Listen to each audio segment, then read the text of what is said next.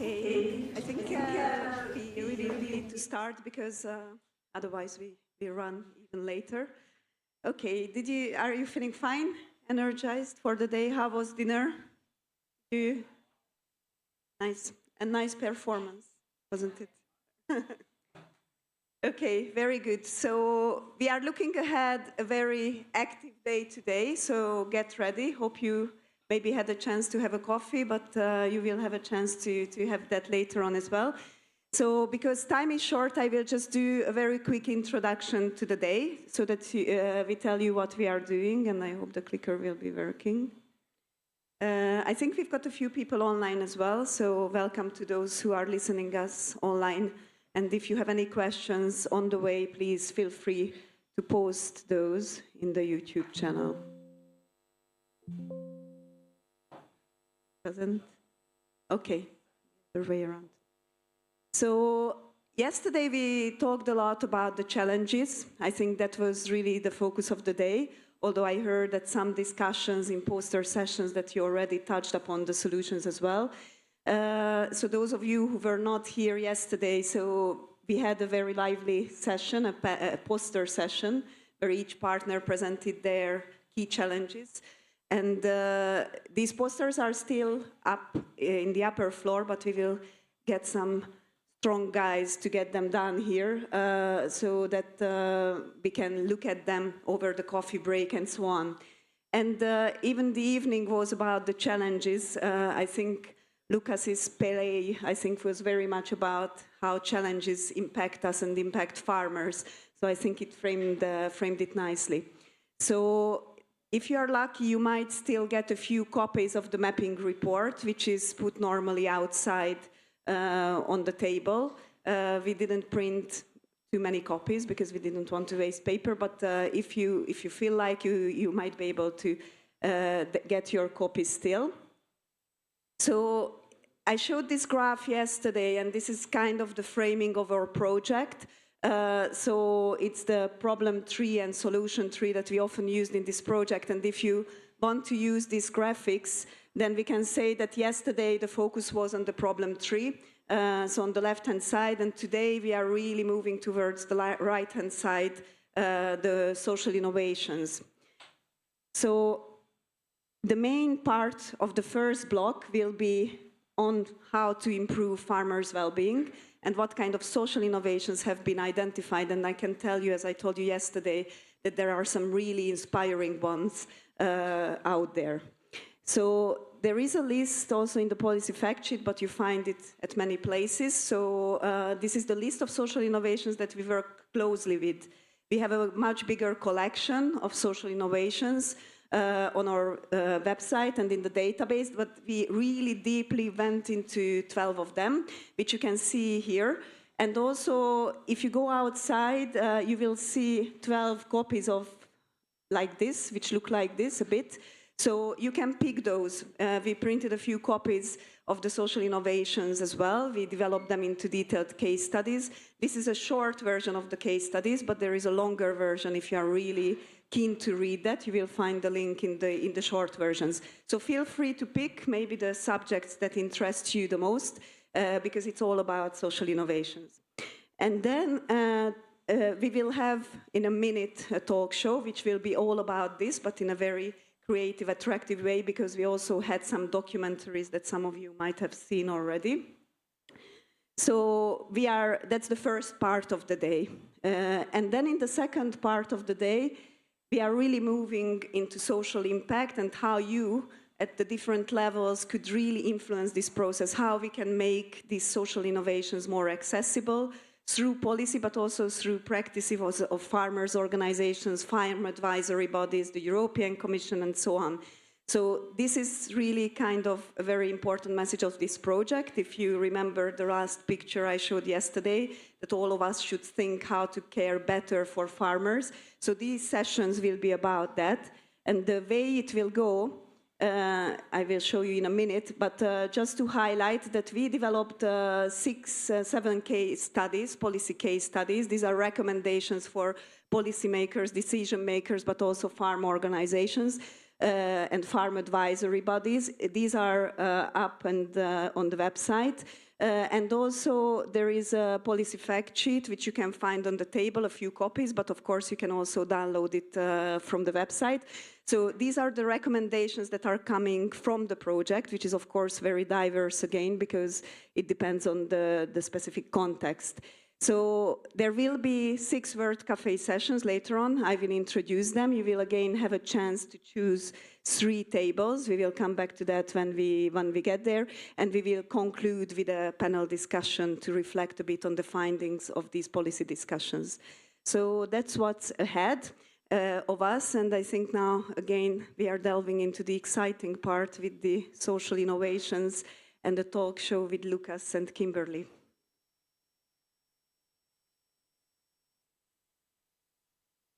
Applause for Dina. Yes. Yes. So they asked us to show what we did in the past few years. I mean, not in our lives, but for this project. So I thought it was nice to show you a little bit our work, but not everything. So what we did is we decided to invite farmers, invite people to talk about their life and their work, because they are the ones who are doing it. But first, let us show you, the first part was the challenges, and what we did is we made an animation on the challenges. It was based on the play. For some of you that were yesterday there, it was based on the play, but also on the problems that we got from all of you in Europe. And we made an animation without words.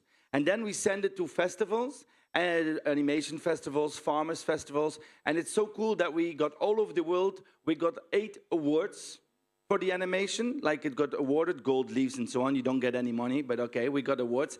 And it was shown in 25 different festivals all over the world, to farmers also, but also to animation critics, you know. And we said, for those who haven't seen it, we have a trailer of 1 minute, and we want to show it to you now.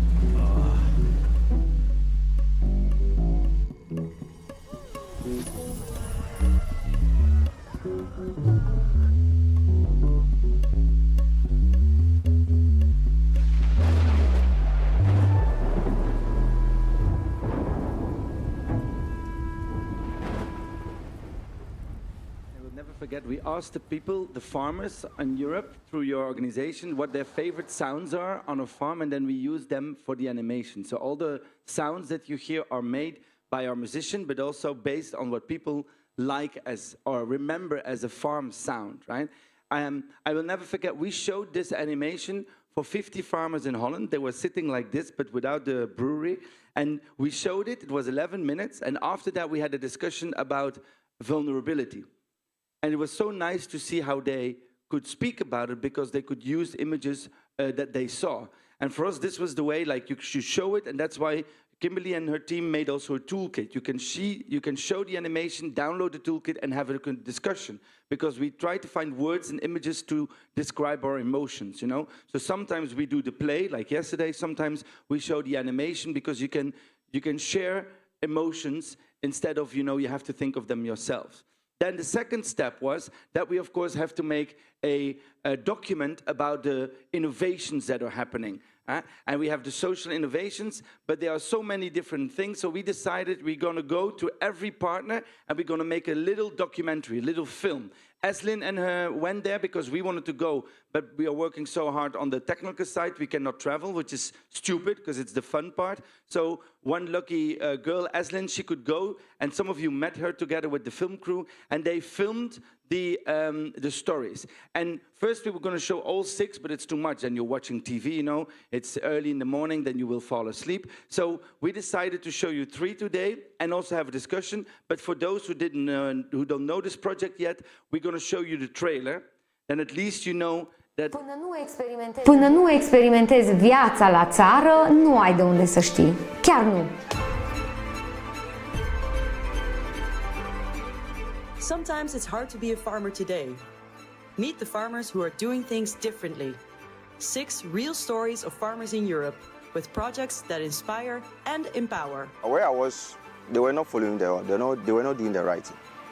They were cheating us. We will not solve anything by being inactive or complaining all the time. We made this a better place together. Ethical seasonal work, energy cooperative, care farms, emotional communication training, open farm network, rural community building. Coming soon, FARMWELL, the online series.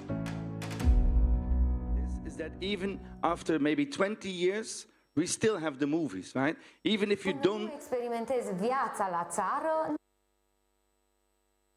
even when you don't ask for it, it starts over and over again, which is amazing, you know, that's the, no, but look, we have, of course, all the documents, which are amazing, it's nice, but after a while you forget the documents, or some people don't want to read 50 pages or forget it, you can watch 6 minutes of television, right? And you can share it over and over and over again. So the fact that all of us together created documents that can be visual, that can be shared over and over again, for us was the main goal. So I was talking with the lady from the EU who's now online, she promised, hi, right? And she said, it's nice to have a visual document, it's nice to have something that we can share, because her biggest problem was she has like 9,000 projects or something, right? And they have all these great insights, but they cannot always reach the people who's it about, right? So the farmers are on their farm not knowing that there's 9 billion euros from the EU going to research. So how do you reach the farmers? And we said by going to them, by inviting them and making it more attainable, like visual. That's why we made the documentary series, or that's why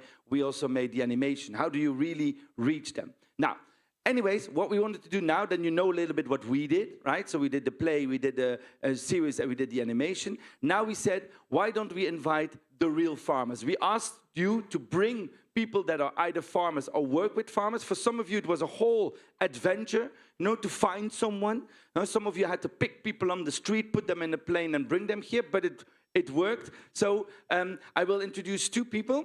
You will give them, I invited 6 amazing people, but I will introduce now 2 people for the first project. It's called Farmers Take Care of Others, because they do. Please give an applause for Mark Smelch and Agata Stachowiak. I hope I say it right. Stachowiak. So, please, come sit. Agata and Mark. Mark, how do I pronounce your last name properly? Schmelz. Oh, it was okay. It was okay. I'll give you a microphone. Here, Mark. Here you go. So, and Agata, I'll give you a microphone. There you go. Okay. So, please, Mark, can you introduce yourself? Because I said you're from Hungary, you're a social farmer. What is it that you do in Hungary? Yeah, I'm Mark from Hungary. I'm a social farmer, as you said. What is a social farmer? You breed socials? No, my co-workers are disabled people, mainly. Okay, you can put it a little bit closer. Sorry.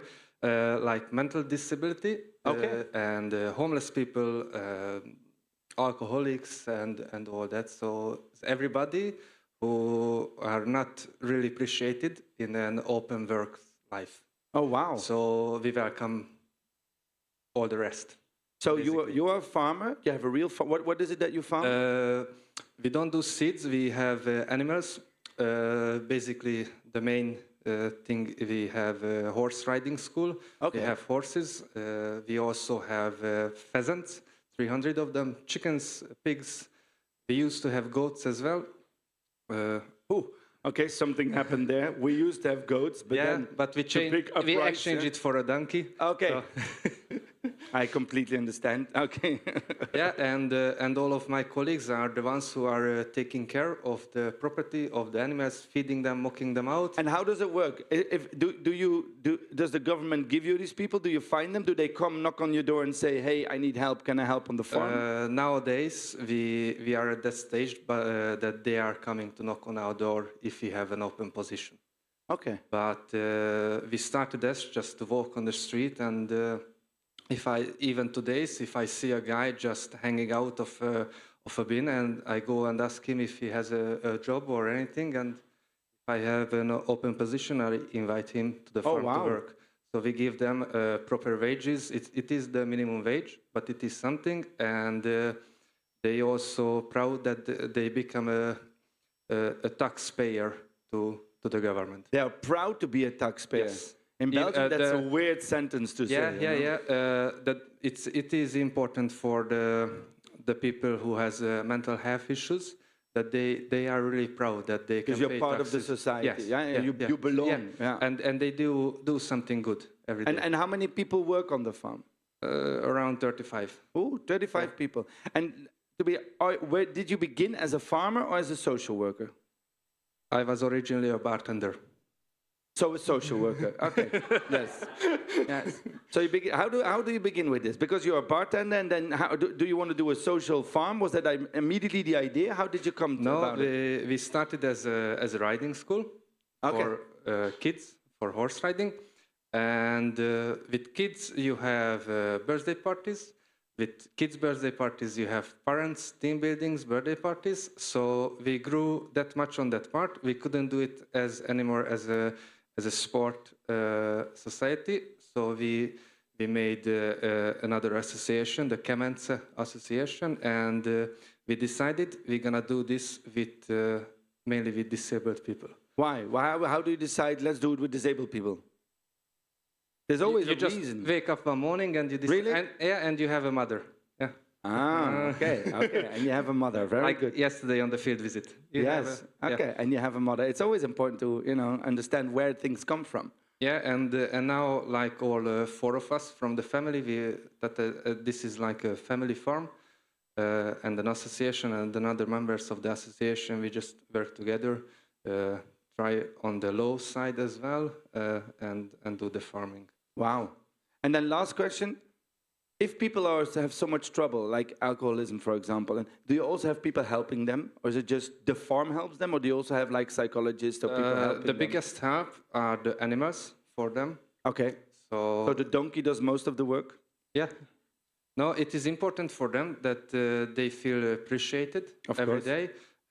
You speak with them as another human. Yeah. So that's another important So you thing don't for them. treat them as patients, you treat them as employees. As an employees, yeah. And they find their importance of their work. Like they feed the chickens at the morning, and at the afternoon they collect the eggs. So they have a work through. So Yeah. Amazing. And that gives people a being. It also makes you that you have a social farm and you work together. Very nice. I will go to Agata. Agata from Poland. Welcome. Hello. Welcome. How do you pronounce your last name? Did I say it right or was I wrong? How do you say Agata and then? Agata and TikToker, yeah. No, how do you say your last name? You say Stachowiak. Stachowiak. Oh, You wrong. I didn't do well. Okay. Anyway, you're a farmer. You're an agricultural advisor and you're a TikToker. Yeah, I am TikToker. For the older people here, what is TikTok? TikTok, it's I record funny videos for farmer, but not only farmer, and I shows every day on the farm, and I because I'm a agricultural accountant too. I get tax regulation for people farmer owned, but not only. So you do tax regulations and make funny videos? Yes, how do you yes. combine that? I don't know. is there humor in the tax or is it? Yeah, Okay. yeah, it's Yeah. all. Yes. And all why did you start doing TikTok on farming? Oh, I got married 10 years ago, and because I born and grew up in a city, but 10 years ago I got married. Oh, you fell in love with a farmer. Yes, it's Oh, fantastic dangerous. thing. Yes. Yeah, no, okay, yeah. And right now we run a farm with my husband Matthew, but he's a farmer since birth, just like his father and grandfather. So, and I. And what kind of farm is it? Because he took over from the father and the grandfather. What kind of farm is it? We have 120 hectares field, Okay. and we have 130 cattle in our farm. Cows. Yeah. They have a lot of cows, a lot of field. Bulls, not cows. Okay, cattle. And And what attracts you to the whole farm? Because we're now talking about innovation. Is social media part of the innovation? Innovation. I love innovation. I think that it's very important because even small farms can be profitable because them. So it's very important in today's world. And you do TikTok and social media. Do you have the feeling that that can help the farmer to be more innovative and successful? Yes, I think that it's helped him because they can be together. I record for everyone, every farm, so it's very important to them. And because of your TikTok movies, you bring humor, but also you give an insight in the life of farmers, right? People from outside, from the city, can understand how the farm life works. Exactly. Because we saw yesterday, one of the problems was, from the beautiful lecture from Lies, one of the problems was that farmers feel like they are judged, they are the bad ones, right? They don't belong. If you turn it into humor, and if you turn it into, the people feel it, then people will understand way more how it goes. Exactly. Is that your goal? You try to make sure that people understand? It's my superpower. Oh, superpower, very nice. Yeah. Okay, so we have a superwoman here and a social farmer. Okay, so what we want to do now is that we want to show one episode, and then I would like your comments. So you can sit both on the side so that we can share, so you can, and then you can be seated. Kimberly, can we show an episode? It's 6 minutes. So please relax and listen. Well, watch out because the people from Greece cannot see shit now. Taka rodzina, taka rodzina, taka dodatkowa nowa rodzina, Sometimes it's hard to be a farmer today. That's why farmers, farming organizations, and researchers in Europe got together to look for solutions. In this series, we present 6 social innovations. Projects that help improve the mental, social, and physical well-being of farmers, their families, and communities. Let's take you on a journey to 6 stories of farmers who are doing things differently. Today, we'll take you to Poland.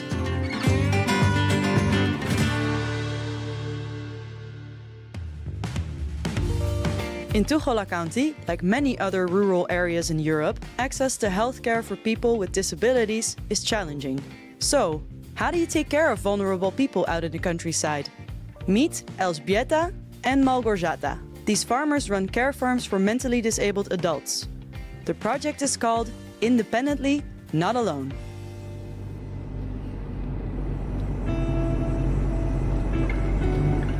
W ogóle to są, te 2 dziewczyny, które do mnie przyszły te 2 lata temu, to są zupełnie inne osoby. Ta myszka, która nawet nie umiała się przedstawić, tak, a dzisiaj ona potrafi zarządzać już swoje, która, takie w ogóle nieśmiałości, bariery. Pewnie jeden z was by nie odważył się. I ćwiczenia wykonuje tak jak... Martynka urodziła się z niepełnosprawnością, także powiem szczerze, to cieszy, że osoby, które, tak jak pani Ela, to opiekunowie, że jeżeli osoba, któraś na przykład, tak jak moja Martyna, dostanie pracę, dobra, okej, pracę ma, to ją, że tak powiem, idzie na bok, tak? Nie, oni dalej chcą ciągnąć to, żeby Martyna się całkowicie usamodzielniła. Care farming is a concept where farmers use their farms as a way to provide mental health, social, or educational services. On these farms, the farmers do much more than care and training. It's about providing a sense of belonging, identity, and purpose. Projekt Samodzielnie Nie Samemu jest po prostu rewelacyjnym projektem. Pokazuje nam, jak to wszystko może fajnie współdziałać, że praca czyni człowieka po prostu, że może się odnaleźć w pracy właśnie, w gospodarstwie rolnym tym bardziej. I dla każdego można coś wychwycić, w czym każdy jest dobry. Anna, why are care farms important to the region? A bardzo dobrze układa się współpraca między lokalnymi instytucjami a takim sektorem prywatnym. Mogą być oni bardzo dużym wsparciem dla systemu ogólnego w Polsce. I myślę, że to jest tutaj bardzo istotne, gdyż władze takie powiatowe jak u nas nie mają środków na budowę nowych instytucji, które są potrzebne. And how does it benefit the farmer, Justina? Look at Ella. She's alone at the farm. Her husband died. She has big farm. She had a lot of pigs many years ago. But now how can she survive? So those are possibilities, opportunities as well for the farmers, for smaller farmers. Nasze gospodarstwo nie jest duże. Mamy 19 hektarów ziemi, w tym 13 hektarów lasu i stąd też taka alternatywa jakby znalezienia pomysłu na dodatkowy dochód. No nie ukrywajmy, no nie jest to areał, który pozwala jakby utrzymać 6-osobową rodzinę, także tutaj gdzieś dlatego te pomysły zaczęły się pojawiać i też senioralna polityka i teraz z osobami niepełnosprawnymi intelektualnie.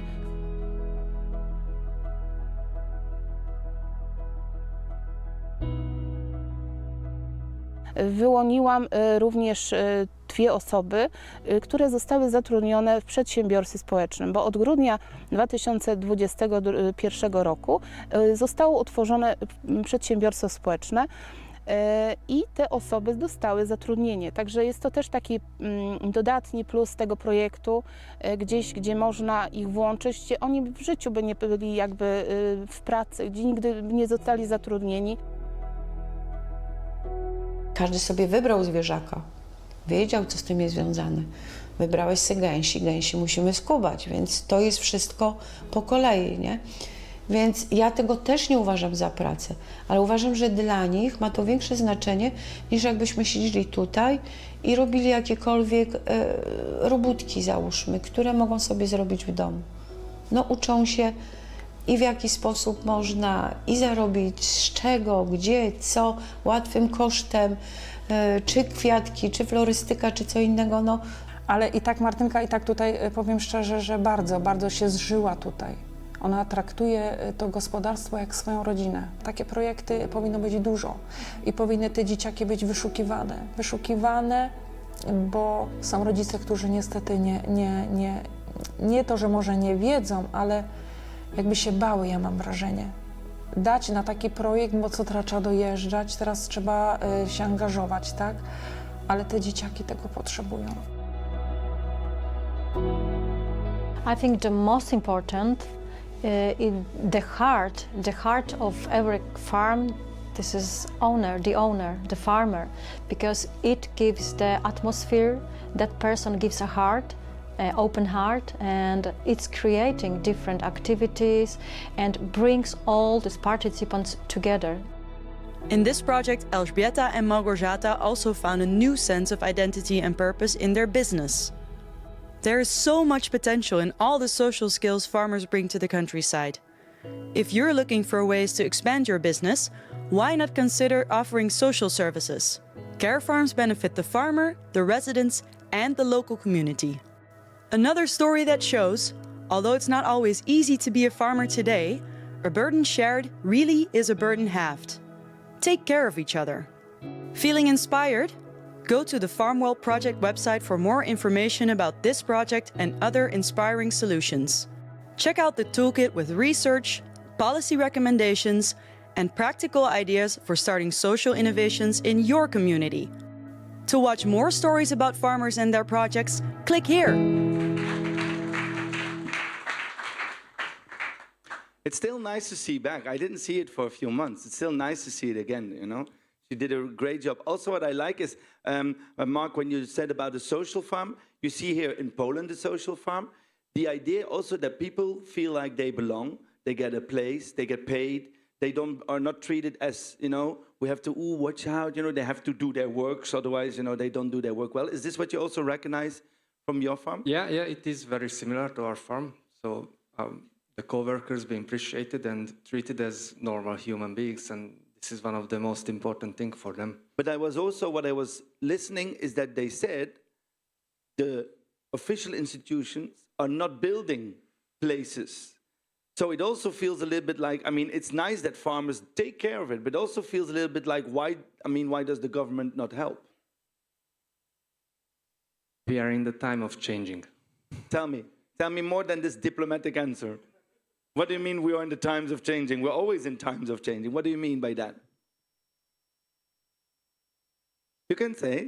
What do you mean by that? No, I'm just looking for the words in English. Oh, okay. I think with my colleagues, because I mainly work on the field. Yes. So I'm not really in the office. It's not my part. But the things that I hear back is we pushed through a law changement, and there's going to be probably some good times for social farmers, and they're going to have better and more help from the government. So, oh wow! So you think now, because you went through it and you did not give up, that people see how the effect is, so that help is coming as well, so it can be sustained, because it's more work, eh? Yeah, it is, but I believe it's important to the government as well that these people don't ask for money from the government just to stay at home. If more places like us, like social farms, these people are becoming taxpayers. So I think it's even better for the government as well. Yeah. And so, what do you think, Agata? I think the same that Mark says, that, and I must say that I love the idea of care farming. It's very important in today's world because very seniors and people with disabilities is alone today. So it's very, very important. So the community is falling apart, more people are alone, so it could be a nice way. Farmers need more help, they're also often alone, but not every farmer is a caretaker. It's not because you're good at farming, it's not because you can take care of animals, you can take care of people with disabilities. It's not exactly the same. Yeah. So how, it doesn't, I mean, I can imagine for a lot of farmers it's a big change if you want to be a social farmer, right? Yes, I think that the most important thing is a heart for what you do and idea, but the heart is mostly most important. Yes, like they also said, yes, it begins with the heart, right? Exactly. Yeah, so you have to find people with a heart in these days. Yes. Damn it, you know. It's hard to do.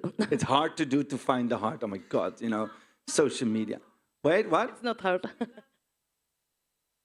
Agata has heart. How she has heart? I come to you.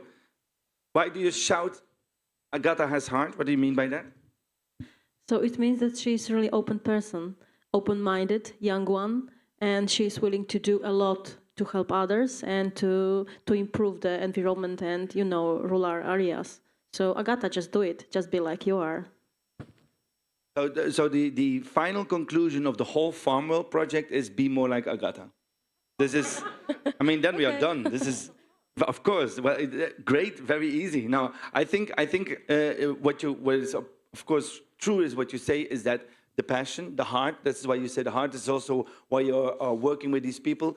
Is that you have the heart on the right place. That you're open and not afraid. Because also the woman said a lot of people are afraid to send their children or afraid to start a social farm because you never know what you're going to have. You've been working now with a lot of people, because if I hear disabilities, alcoholism, people who have no place, I think, oh my God, every day you have problems and people are, you know, killing pigs. I don't know. How does that work? Because I have this idea in my head of, isn't it like super difficult to have all these people together?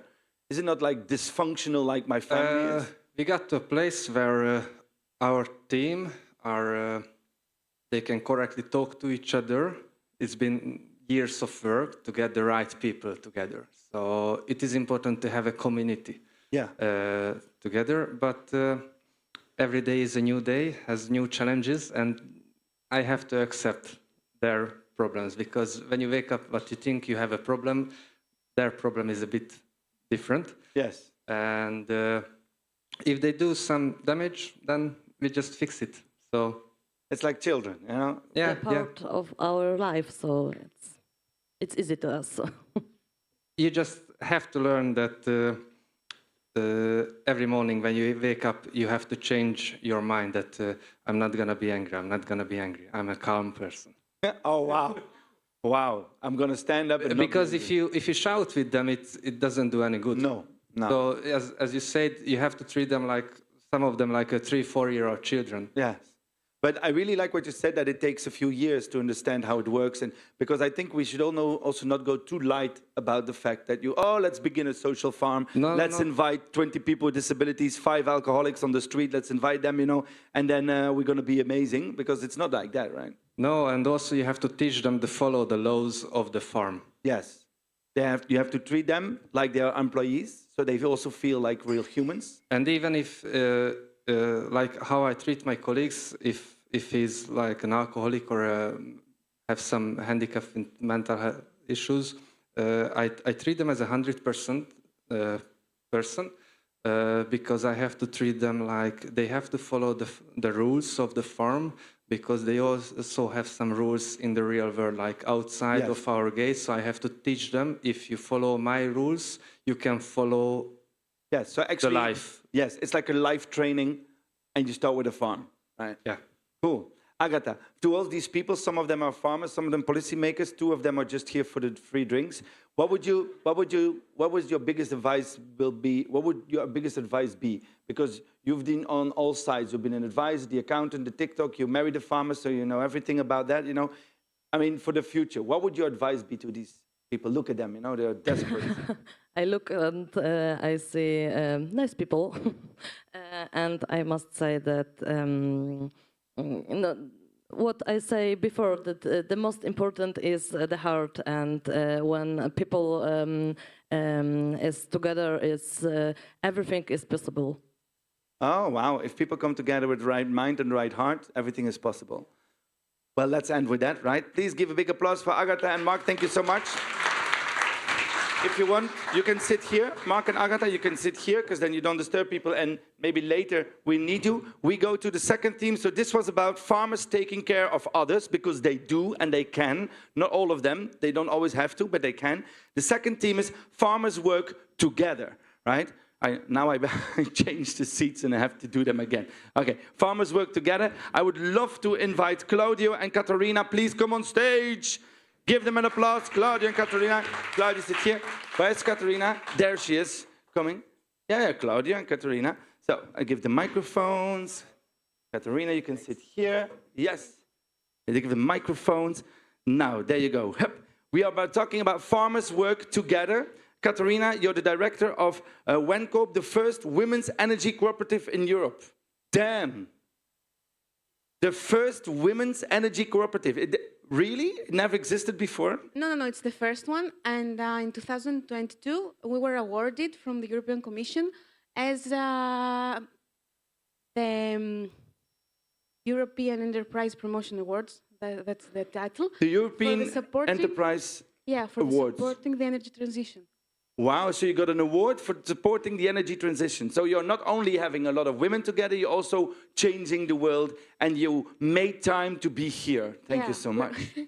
No, thank you for the invitation. No, of course, no problem. Claudia, I will come to you, but first I have to talk to an award-winning director of Wenkoop. So it sounds like very logical, but also strange. What do you mean with a female-run energy cooperative? Why is it important to have a female energy cooperative? We noticed that the women involvement in the energy sector is very low. So we wanted to do something and make them more energetic in this field. Energetic, nice, love it. Wordplay today is on a high level, I like it, okay. Yeah, so we noticed that the energy communities have many, very few women. So we must make more and more getting involved. This started from the Greek Association of Women Entrepreneurs in Greece, SEIE. Women from this organization noticed that we must gather and make an energy community. But why? Why do you have to do that? Because there weren't many. Yeah, but why? I mean, why don't just leave it to the men? There's energy, they do it. More women are better. Yes? Yeah. Why? Because we're women. We're doing everything. So if you already do everything, let us have the energy. No. Back of a man. How can I say that? Πίσω από έναν άντρα είναι μια γυναίκα. Sorry, in Greek. Yeah, behind a man, there's always a woman. No. It's not, the woman is not behind the man. The woman is next to the man. Okay. You know? Told that. He said, he didn't even marry you. You know, he's not your man, he's just a lover, you know. Yeah, that's Yes, why yes. we're trying to be involved in everything. Yes. Women. Now, look, I'm teasing you, of course. I know it's important, but more important is, talk to me about the position of women in Greece, because it's, of course, everywhere in the world, but also in Greece. We learned from Maria yesterday that one of the challenges is that a lot of women do a lot of work, but don't get a lot of power. Yeah. So when you say energize, I understand it's giving power, right? So because if you run your own energy corp, those who have the energy, literally, they control the power, right? Oh my God, this is wordplay on 2 levels, right? Energy and power, energy and power. Okay, for those who have it, yeah, I love it. So it's giving power to women then. Because if they run the energy, they can also have a say. They can also decide something. Was that one of the goals, or was it just to make sure that there's more women in energy? The goal was for more women to be educated in the energy sector, because when it started, we didn't know what are the energy communities. Yeah. So it's also a lack of knowledge and of network. So then you start, how is it now? Describe me the organization. How many people in there? What do you do? Now we have 73 women. Nice. About 200 women are still waiting to get inside the wine cup, to be involved inside. You have 200 people on the guest list. Yeah, That's a good party. It's very difficult, because in order for you to be in wine cup, you have to sign the statute. Okay. Right? You have to pay a small amount of being inside and sign the statute. But the statute must be signed from all over Greece, because the members are from all over Greece. Oh, so you have to make sure that they are from everywhere. Yeah. You have to sign a contract. You have to buy in to be part of it. And then what do you have? Is it solar energy? Is it wind energy? What kind of energy do you? We have a solar park of 1 megawatt. It started generating power. We're selling it back to the distributors, and they give us money, and the money is shared to the members of WENCUP. Oh, really? Yeah. Oh, wow. That was the thought when it started the idea, to have more women and get them more income. That's great. And the women that are part of the Energy Corp, are they farmers or are they all kinds of women? All kinds of women, but we have farmers also. We have women farmers. And what is the dream? If you can dream, like, because you're super young now, not married and everything, what is the dream? What is the dream for the longer road? We want to make more energy communities, more women energy communities in Greece and also in Europe, but let's start from Greece. Yeah, let's say, for example, people from Hungary or Poland are here and like, damn it, I want to have a female energy corp. They can come to you and you will help them? Of course, yes. We're trying to get in programs like this one and inform more countries. Beautiful. Very well. Yeah, Maria, you also want to say something? I will come to you. Don't worry. Yes. Just to add something, because it's not very clear to everybody that is not involved. This type of doing business, I mean, within a social cooperative, an energy community, means that everybody that has a share has one vote. It does not depend on how many shares you have. One person, one vote. This is very important in the decision making. So it doesn't mean that I have many shares, I have more power. It's one person, one vote. So also the way you're organized is community driven. So it's like a stewardship owned, right? Everybody has a say, everybody's equal, and together you decide. And if there's a profit, it goes to the people. Exactly. Nice. Yeah. Beautiful. Who would like to be part of that energy corp? Who said yes? Only women. Okay, very good. I saw 2 men. Oh, damn you men. Okay, go. Very well. Applause, please. Yes. Hi, Claudio. Welcome. Co-founder of Humus Job. And I have written down here, Italy's first agricultural job sharing platform. What is an agricultural job sharing platform? Can you tell me a little bit what you do as an anthropologist? Yeah.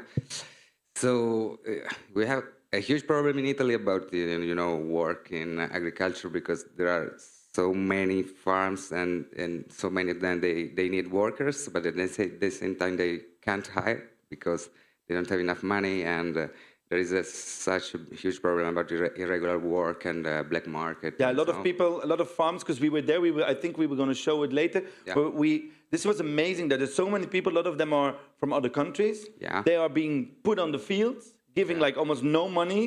Sometimes their passport is taken away. It's like a sort of modern slavery sometimes. Yeah, in some way. We don't fight that kind of phenomenon, but this is, the roots of this phenomenon is that irregular work is normal there in our country because there is not enough incomes from farms to have a good job and to hire in a regular way.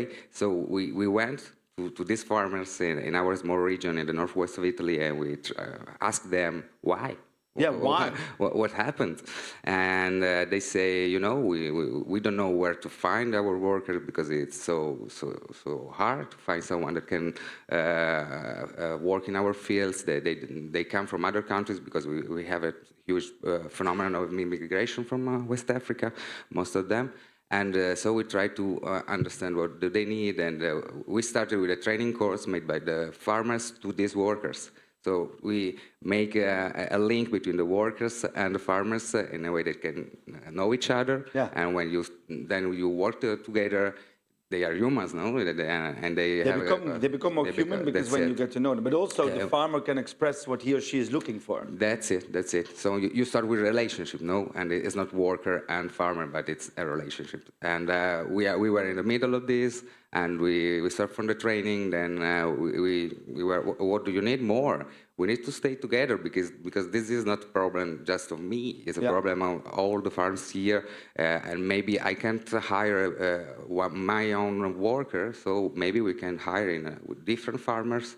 And this worker can work for me, can work for this farmer, and so on. So this is the idea on of Wednesday sharing. there, on Thursday there, and together. Not that much, but it's like, you know. 3 months here and 2 months there. Or Sundays here, 3-4 days here, or in the weekend you can go to a farmers that have a restaurant. So, you know, for weekends they can share this manpower, and it's interesting because at the same time you can solve the problem of the needing labor market for this district, and the worker can have a good contract, no? Because it's not just some hours there.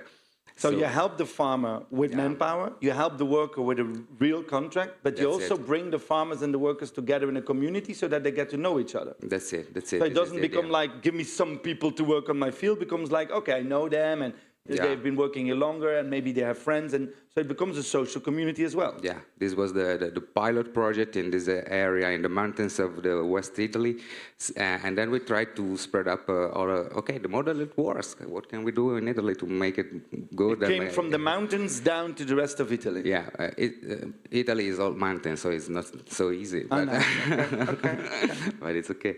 And so we try to spread up, you know, the matching between workers and farmers with a platform, a digital platform.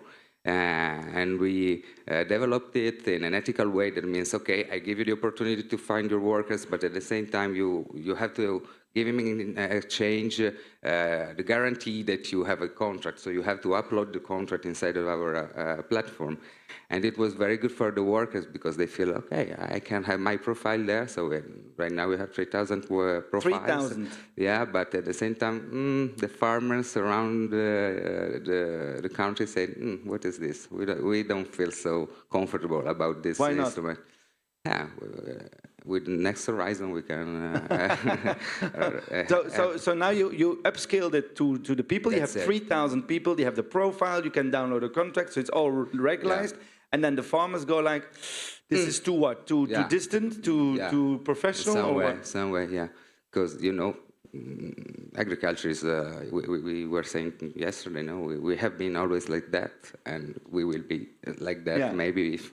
You had to convince them, no? And come on, it's very complex. So your job now is to convince the farmers to not be afraid of also the technology? That's it. And at the same time, you say, this is the platform. The other different tools is to helping them to stay together and stay in a network in a regular way. So in Italy, we have this interesting form of staying together that is the network contract. That is just not an association, but it's a way that you can share resources between farmers in a regular way. So I can give you my tractor, you can give me your worker. Yeah. Come on. You know. Yeah, I understand. We can have at the field together. Yeah. I can carry on your But if you want to stuff. survive as a farmer, you have to make sure that you can have people.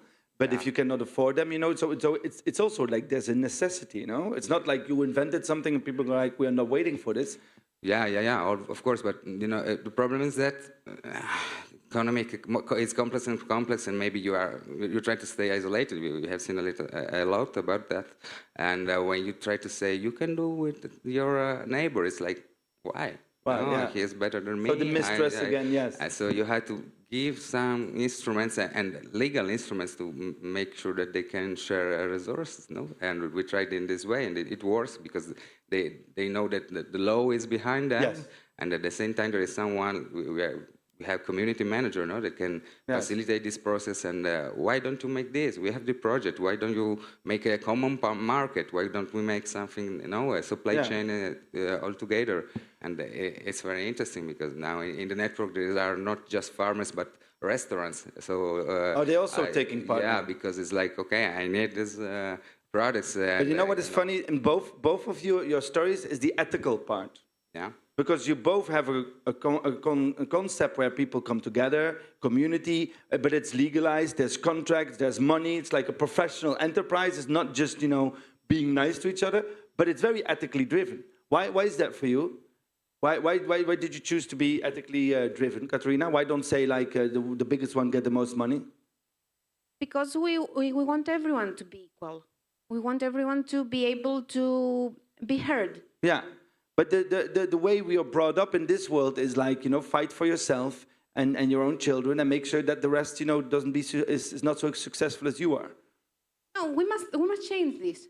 We must all be successful at whatever we do. Whatever we're trying to make, we must be together, we must do it together, and we must have the power to do that. And together, we are more powerful. Maybe that's the whole thing, that you realize after so many years of loneliness that togetherness, no, but it's true, that being together is more powerful. And then finding ways, using modern technology, using law, new like energy also, you know, new technologies to do this. So it's like the old sense of community combined with the new technologies. Is that what you are trying to do both? Yeah, this is the idea. Even the challenge is big because technology at the same time gives you the opportunity to link, but at the same time you are isolated behind your smartphone. So Absolutely. You have to use technology, but at the same time to facilitate the link and the relationship between people. If not, it's like same or before. Look, and people always do something when it comes to ethical choices and passion. People always do that because they have a personal connection to something. Why? What is your personal connection that you started an energy corp for women? What is the reason as personal that you said, I'm going to fight for this every day? It didn't start like this for me. For me, it was more like a family of women where you can say your problems, you can share your thoughts, you can share your dreams. And that's why together we can do that. Because maybe a woman or a person next to you might have the same thoughts. Yeah. Might have the same dreams to make them real. So together we can do that. So it started from a longing for community, right? Yeah. And for you, Claudia, why do you do this? Why do you go leave your mountains in the northwest of Italy, you know? No. Yeah, it starts from ethical, I think, but at the same time you have to demonstrate that this is even a business, that cooperating is not wars that stay together and competence between people, you know. Yeah. So social economics, social innovation are something that gives us, I think, more happiness, but at the same time, good money because we can share it. No, but I think this is very important for the people who are like anti-love and only about money, that if you spread love, you can actually make some money. That's it. Right? This is. It sounds cynical, but it's true, you know? Yeah. Okay, cool. We wanted to show you the episode about Italy, where we discovered 700 different social innovations in 5 kilometers. So it's an episode with many different stories, but then you see the problem of the people. If you'd like to see the episode about energy cooperatives online, you can watch them. It's in Greece. It's also very beautiful. You two can sit next to our other two guests, and then we're going to watch the episode and go to our last round.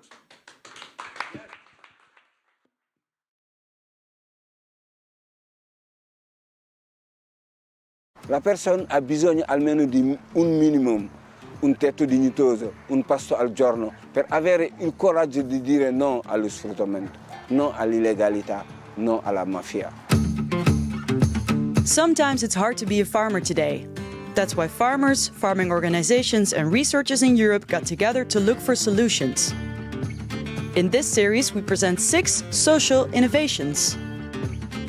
projects that help improve the mental, social, and physical well-being of farmers, their families, and communities.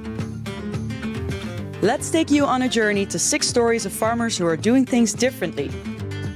Today we'll take you to Italy.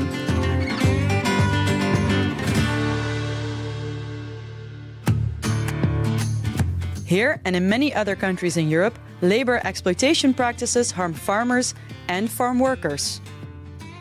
How can we fight irregular work? So we're going to skip the video. Yeah? I'm so sorry for Eslin, but she's not now. Eslin online, I'm sorry, we're not going to show it, but they're online, right? Everybody can watch them. So now I want to go to my last chapter because people are more interesting than everything else. And the last one is who takes care of the farmers. So you have farmers taking care, then farmers together, but who takes care of the farmers? I would like, with an applause, on stage, Siska van Peterhem and Anchal Dalmasco, alsjeblieft. Anka Dalmasco. Anka Dalmasso. Okay, can I have the microphones, please? Here you go, Anka. There you go. Siska, please sit down. Sit down. Yes. So, is it Anka? Did I say right?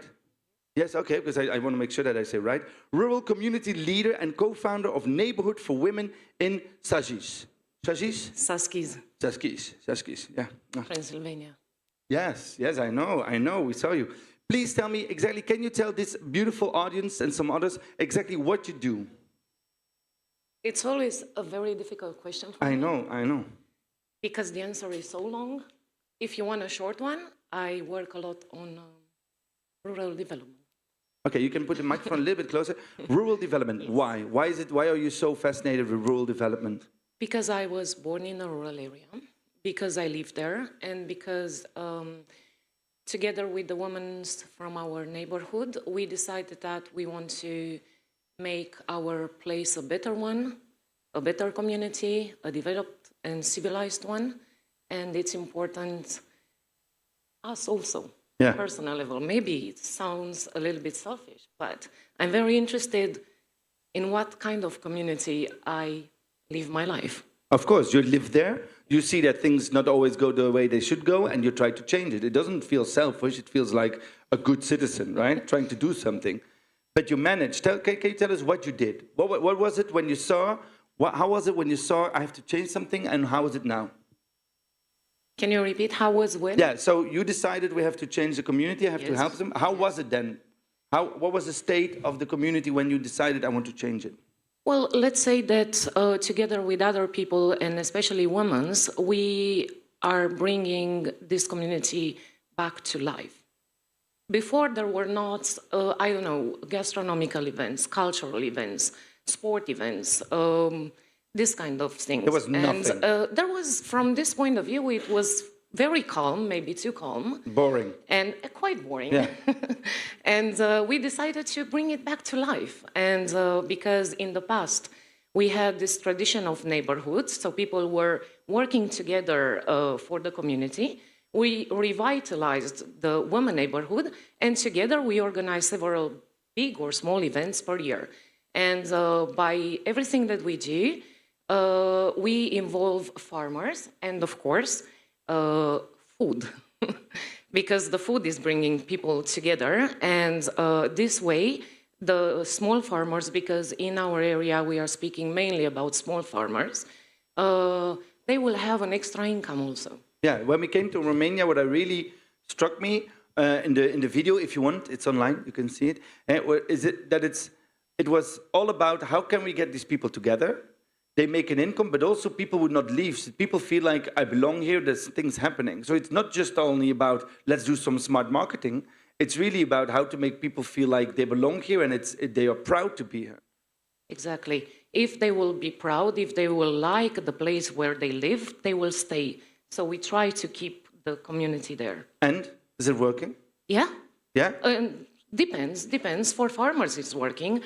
But of course, we have the young people who are going abroad, or maybe they work, they will become engineer and they don't find a job in their village. Then they would leave. But we still have a strong community. Are you afraid that it's going down again in a few years? That people are more and more leaving, that the small farms cannot keep the head up and that the rural area of Romania is dying? Or I have the feeling that it's going up again? Of course that it will change. And I see when I visit Belgium or Italy or Germany, I see, I don't know, the future of us.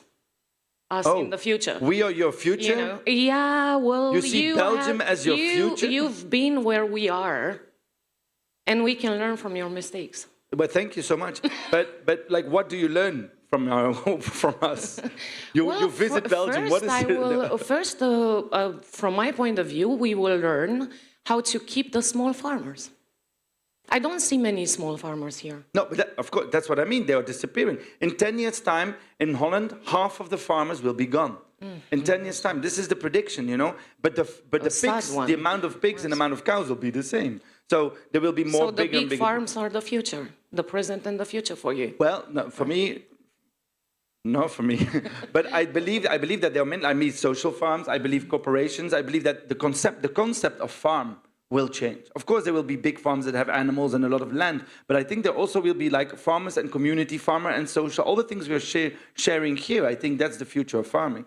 But indeed, if you say we have a lot of small family-owned farms, it's not easy to keep them together, to stay. So I can imagine that if you say, if we build a strong community, we can also help each other face no matter what problem. And if people will have an income, then they will stay there and they will continue this way of life. Yes, and they can change with them together. Yeah. Right? Do you have the feeling that it all depends on you, that you are carrying that whole community, or do you feeling it's really cared together? No, it's about doing that together. One single person cannot do not even half of what we can do together.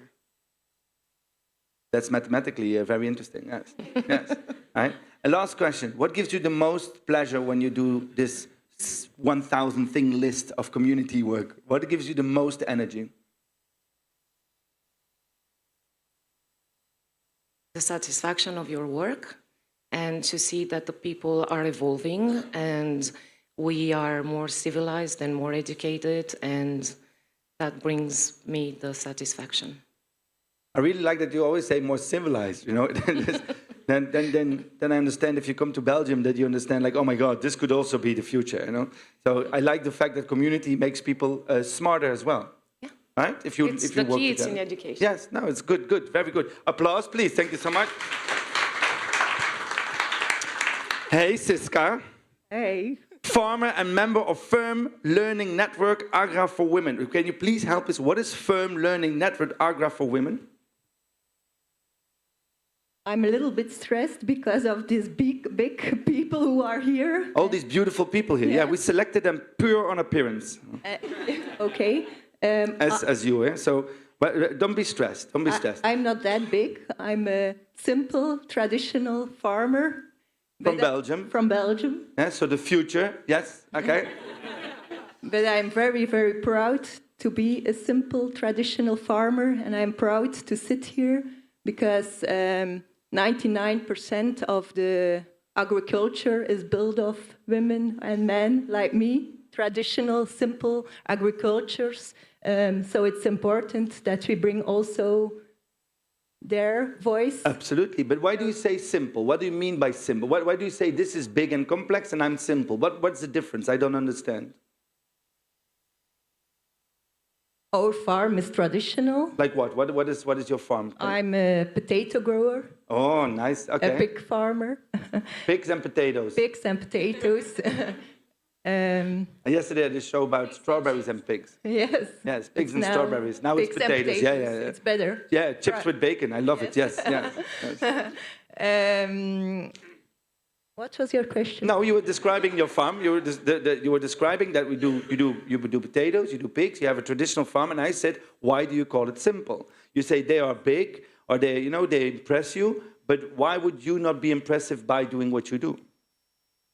It is impressive because of its simplicity. Of course. We do the normal traditional things, what you do on a farm, grow feed, I think you say. So that's simple, I think, but it's important that's also agriculture. And we talked today. we talked yesterday a lot about the challenges, Yes. right? That it's not easy. We also said a lot of traditional family farms will disappear, will be taken over by bigger farms. So is this something that worries you? I believe there is also a future for traditional farms, but I think it's the challenge.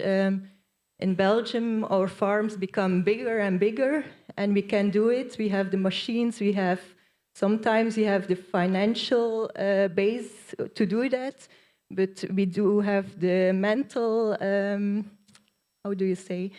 Mental capacity to do that also. And I think in Belgium, that's the biggest challenge. Oh, the biggest challenge is the mental capacity to do it. Can you explain that to me? Like what you see around you, like the fact that you always have to grow, that it's too much pressure? Or what do you mean by the biggest challenge we have? Our sector has, we have made many progress in the last years. We are good technical, we are good workers, we are very ambitious. So the sky is the limit, but we have to keep it up. And indeed, the workload is high, financial pressure is high. The risk is higher. People around us are harder for us. Look at them. Earlier, everyone had grandparents who had a farm, and everyone knows the story of farmers. Nowadays, nobody knows our story. And we think farmers are bad people, and well, they are helping us, so it's a strange reputation. The distance is bigger between consumer and producer. So how do you deal with this? Because these challenges, we got a report from Lies yesterday, actually all saying all these things. Today we're talking about how we deal with it. How do you deal with it as a simple potato pig farmer from Belgium? How do you keep the mental capacity? It's not that good news. I think we become harder. We become harder to stand on, but I think the answer is become softer. But it's not easy. It's because of that we have our learning network. Tell me more about the learning network. It's specifically for women, or can men also join? Because everything is for women these days, apparently. Men only have to, shut up and go home. Yeah. Nowadays it's for women, but it would. And what do you learn from each other? What do you share? Is it being softer? Is that what you learn from each other? See our strengths, but also see our vulnerabilities.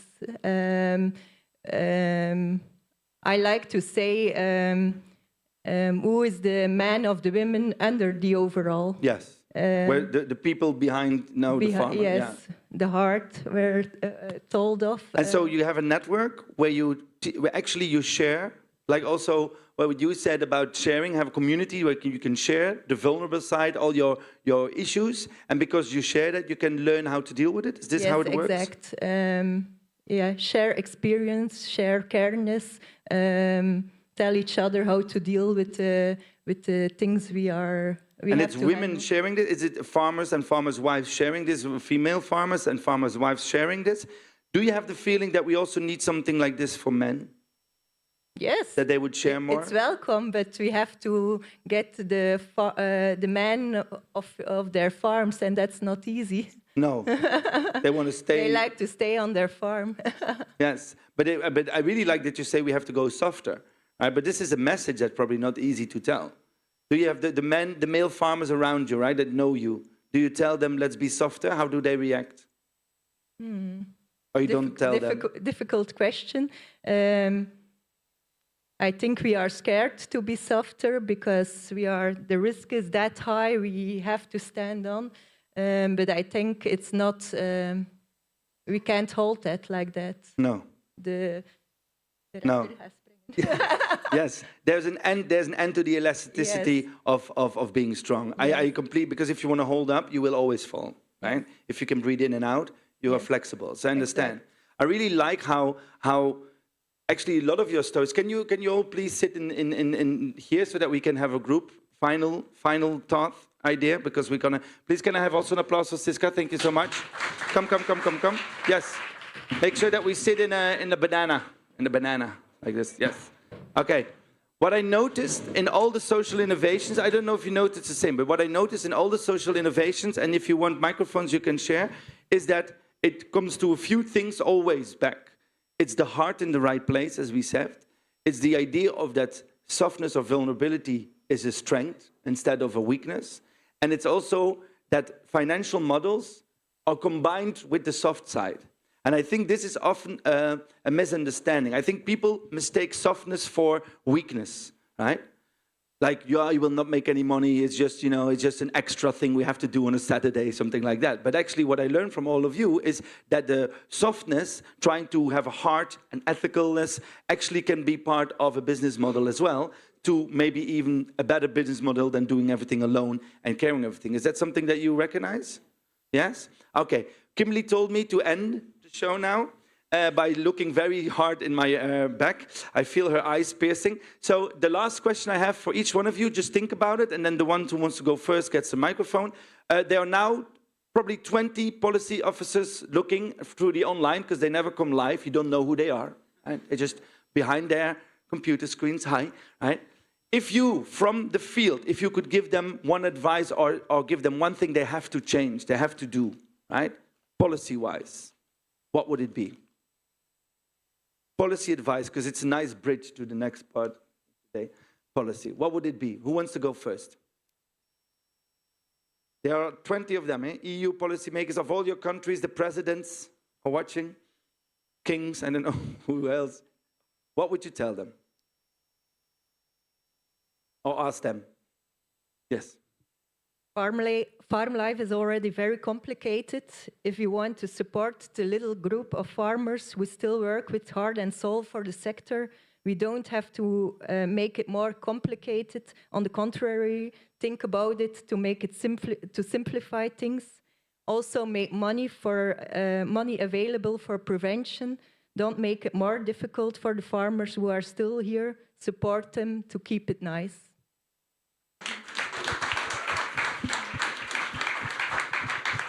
Anyone else? You don't have to if you don't want to. Anyone else? Yeah. Pass the mic, pass the mic.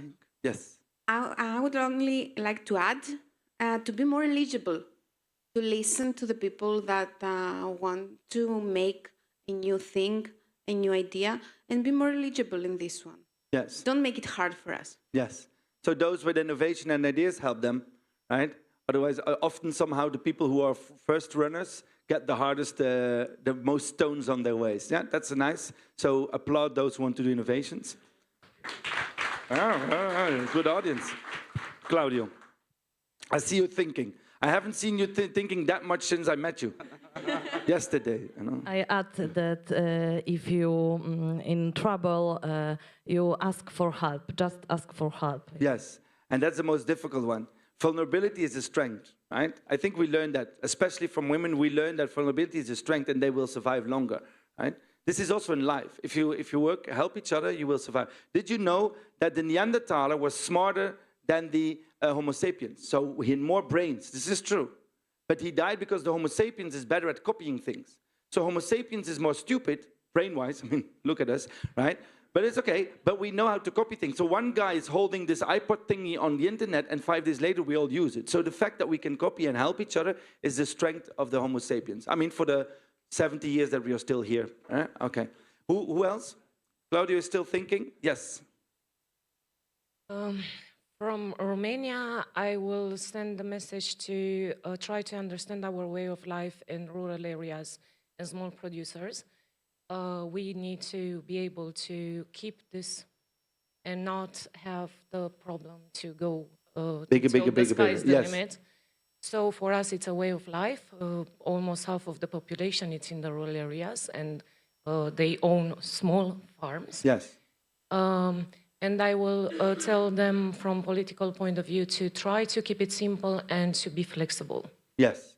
But I like the combination. So it's be flexible and simple, but also value that it's a cultural identity and it's not just a business-driven concept. Because if it's a business-driven concept, you can say you have to be bigger, make more money, be bigger, and then it's, you know, the neoliberalism and we go. But you say it's a way of community. So if you push them out, you will have way more costs in people being lonely and depressed and Obviously, and jobs and yes, etc. No answers, no solutions. So this is good.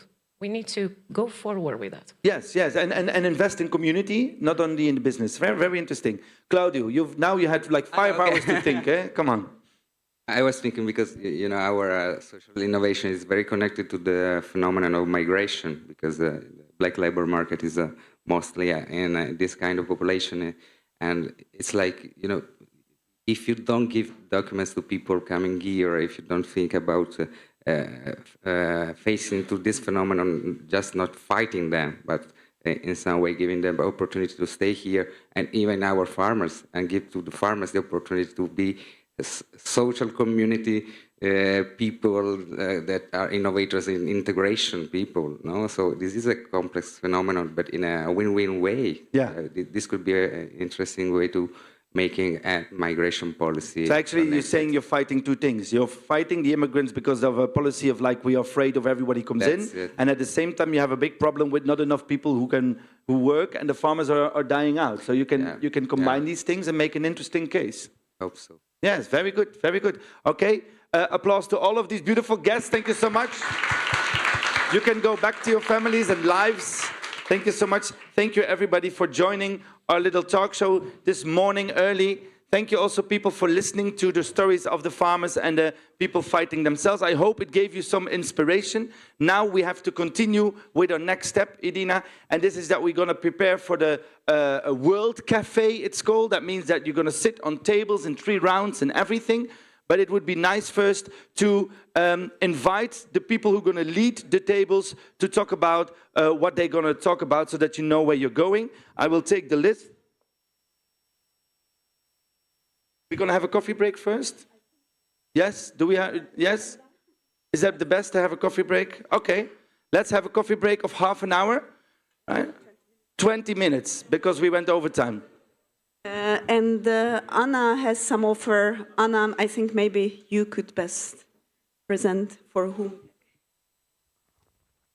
Hello, everyone. Our little treat for all the partners from Poland, gingerbread, our little tradition already.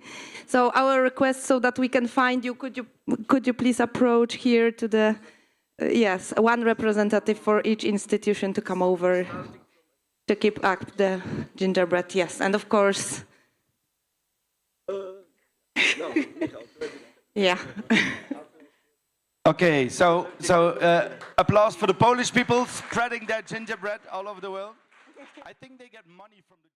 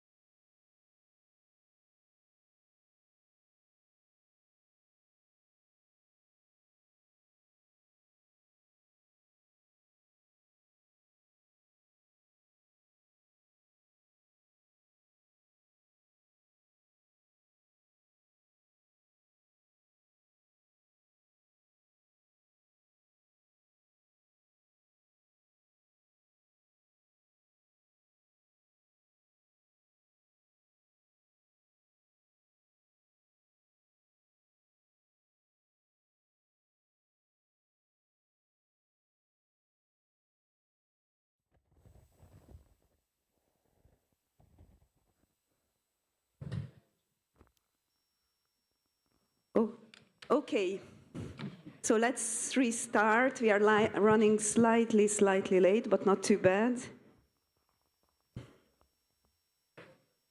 So I will just very briefly explain how we do the next session. Yeah?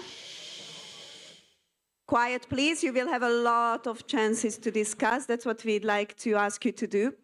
So in the next round, we are doing the policy and other kind of recommendations that the project came up with. So just like yesterday, partners were sharing the challenges, this time we would like to share what our thoughts about the recommendations that emerged from these different cases. So you can see, I won't read them out because they will present the 7 tables that are coming up, and I'm just telling how it goes, okay? So we've got the 7 tables, and a bit like yesterday with the challenges, you have a chance to choose 3 of them, and then we will have a panel. So randomly, you can pick 3, but you will hear in a minute a teaser from the partners so that you can make your choice better.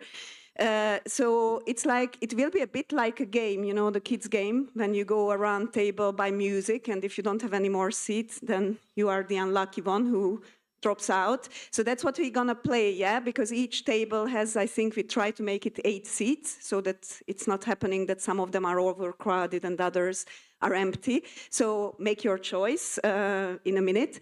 And maybe we can put this up after the teaser again, but we've got 4 tables here, yeah? So I'm not sure.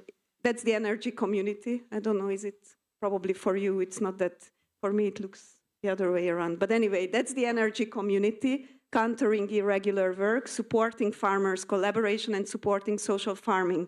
And when we lift this screen up in a minute, you will find, surprise, surprise, some tables behind. So we will have 3 other discussions there. There are 4 tables that shouldn't mislead you. Anita switched off the light in one of them, so that will be empty. And the other 3 will be these other 3 topics. But now we will have the teasers from partners, so for that I pass it on to Lucas. Yes, okay. So the idea is that every table quickly, shortly, and thoroughly explains what they're going to do. Can we have first, with an applause on stage, people from Belgium, please? Thank you. Belgium, Belgium. Okay. I give you a microphone. Can you tell us what's going to happen? Okay. What's going to happen on your table, please? Well, yes. In Belgium, we were really a fan of working with an integrated approach towards an action plan for farmers' well-being. What does an integrated approach mean? Well, it means that we worked on 3 things. First is addressing the stress factors. Second, removing barriers to ask for aid. And the third one is strengthen farmers' skills to cope with stress. So we brought a lot of people together from the farming sector, but also from the healthcare sector to discuss about these things and gather ideas. And then from all the input we got, we formulated some strategies that fit into those 3 things. And we would really like to share with you some social innovations which fit into these strategies. But also hear from you what you are doing in your countries and sharing experiences and talk about recommendations. So that was Clear. it in short. Very good, very good. Thank you so much. Applause. Yes. They don't make noise. Okay, and then secondly, I would like to ask on stage the people through Leader and Beyond by the people from Romania and Hungary. Please come on stage. Whoop, whoop, whoop. I have 2 microphones. You need 2. 1 for you. And you don't know? No microphone? You're just going to stand there for the moral support. Okay. Hello, everybody. Good morning. Good afternoon. If the title is not teaser enough, we are going to talk about Leader. But another thing we would like to say, as you can see here, we are working in collaboration, so Hungary and Romania. And we will talk about the main findings on the leader role in supporting social innovation with particular regard to cooperation of farming communities. So join us, please. Wow. We will discuss the main hindering and enabling factors of farmers' collaboration and the leader contribution, And we will also explore ways in which social innovation can be implemented in a meaningful way in farming communities. Maybe you will wonder what we will do exactly. We will share FARMWELL experiences with social innovation in local contexts, so in Hungary and in Romania. How we will do it, we will discuss using the mind mapping method and why we will do it, and this is very important, so please remember this question. We want to craft a key message that will respond to the question, how can leaders support social innovation through meaningful and effective measures? And not to be too long, we have some key recommendations here. I will just share all of them. So, supportive policy environment, motivation, knowledge, sustainability, but you will hear more on the table.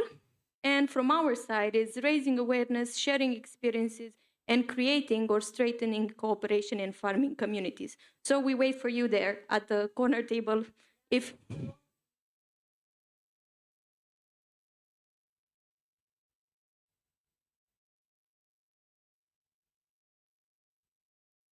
Yeah. So she did not want the microphone and then she still started talking. Yes. Romania and Hungary are together. Very good, you know? Okay, then we will come. A great presentation, by the way, very well prepared. Then I would love to invite the people from the Polish partnership about the rural areas health services. Please come on stage, Poland. There you go. Woo! Good morning, everyone. I would like to encourage you to join to our session. We will be discussing about social justice. As you all know, and we have been discussing today and yesterday, the access to social and health services in many countries of Europe for farmers, for farming communities, are limited. And we would like to show you and discuss with you the key recommendation, which are followed from our cases. And social justice is a complex issue. Woo! And as you know, that it might be a mission for superheroes to providing social and health services. And this is the question, how to do this. And we have an examples of this kind of social innovation from 2 regions of Poland. And we have the superheroes in our projects, in our social innovations. So we will discuss how to implement innovative models of social and health care services in rural areas. And we, of course, oh, sorry. No, it's okay, it's okay. I don't know what's happening. Idina, is your porn on? Yes, okay, there we go. We, of course, present you the innovative models from Tuchola County of care farming, and we have recommendations here. And after that, we present you a model from home hospice from Podlaskie region, and we would like to know from you what are your experiences, and if you have maybe additional ideas to help us to improve implementing the model. So thank you very much. Thank you. Yeah, superhero. Thank you so much. If you want to be a superhero, go to the table. Where's your table? Where is it? Your table? In the backstage. Go to the backstage. Okay. Now, I would like on stage, it's going to be a very difficult one, supporting social farmer led by Hungary, please. Yes. Come on stage. Yes, give him a big applause. Woo. How do you say this? It's the Hungarian Society for Social Farming. Oh. And the letter word is MSZFSZ. Yes, it is in Hungarian. Oh, in Hungarian it's easy. Try to say Magyar Szociális Farm Szövetség. Magyar Szociális Farm Szövetség. Great. Yeah. So what is social farming or green care? And if you have a dream, you wake up, you want to start a kind of innovation on a farm, how you can do it? And the first question is, what is social farming or green care or farming for health? This is the main question. And also question is, can a farm have a social impact? So it's we speak about reality. We will speak about the everyday practice. And also the question is what can be the legal framework of a social farm? How can benefit the farmers? How can benefit the target group? So we will speak about this. And also as a normal farm, what is the social impact and how it can grow? And also how you can measure the impact of a social farm. So we speak about the role of a social farmer, about the mission, about the different skills what need to have a social farmer. So, and step by step, we will arrive to develop a real network of social farming. And also, it is a question about sustainability. So we think the social farming can be a diversification of the farmer in the future. And also we think the local community, also they have a task about how to resolve the social problems in the neighborhoods. So we will speak about this. So you can come to our table. We will be somewhere here. Thank you. Somewhere there. Okay, thank you so much. Yes. Good. You all keep it to the time. You're all very well prepared. I like it. I like it. Professional. Okay, and then, of course, we have the table of Italy, irregular work. Who's going to talk about it? Please give it up for Italy. Yes. Here you go. So good morning, everyone. Good morning.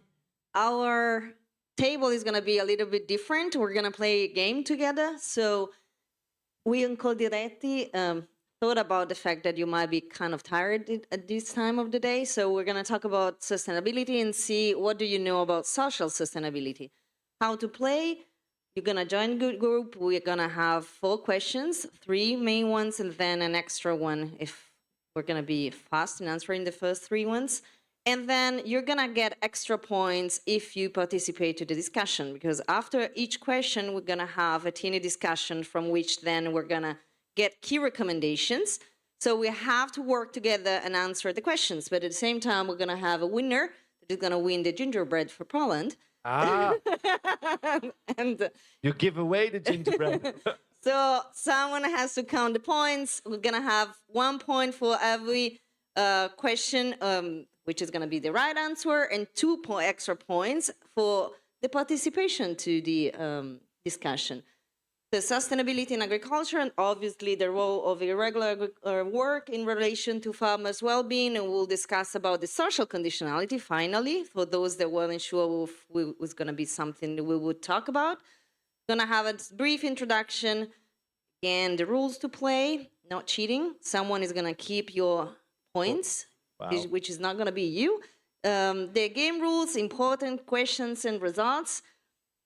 And then we're going to have an easy level and then other 2 levels and a very hard question. Great. Please join us. Yes, thank you. Where's your table? In the backstage? You don't know. So just don't worry. I like how much time you all put in your presentations. This is a lot of work, you know, going to the whole Mario world. Okay. Then we have 2 more tables, so keep it up. The next table is, of course, from Greece, led by Stavia Hellas, about the farmers' energy communities. Please give it up for Greece. Woo! Thank you. Hello, everyone. In our table, we're going to discuss about farming and energy consumption, are something that's very, very well connected because cultivation needs a lot of energy. So nowadays, with the high price of energy, a lot of farmers are facing problems in their cultivations. So we're going to discuss not a lot about the challenges that we have at the time to discuss yesterday, but now we're going to find recommendations for policymakers to make farmers' life easier. We're going to do that through collaboration and by trying to build energy communities, providing collaboration and cooperation among farmers. As I told you, our main scope is to build this strong collaboration between farmers, because if farmers are going to collaborate in the energy sector, they are going to collaborate in farming and in other sectors. I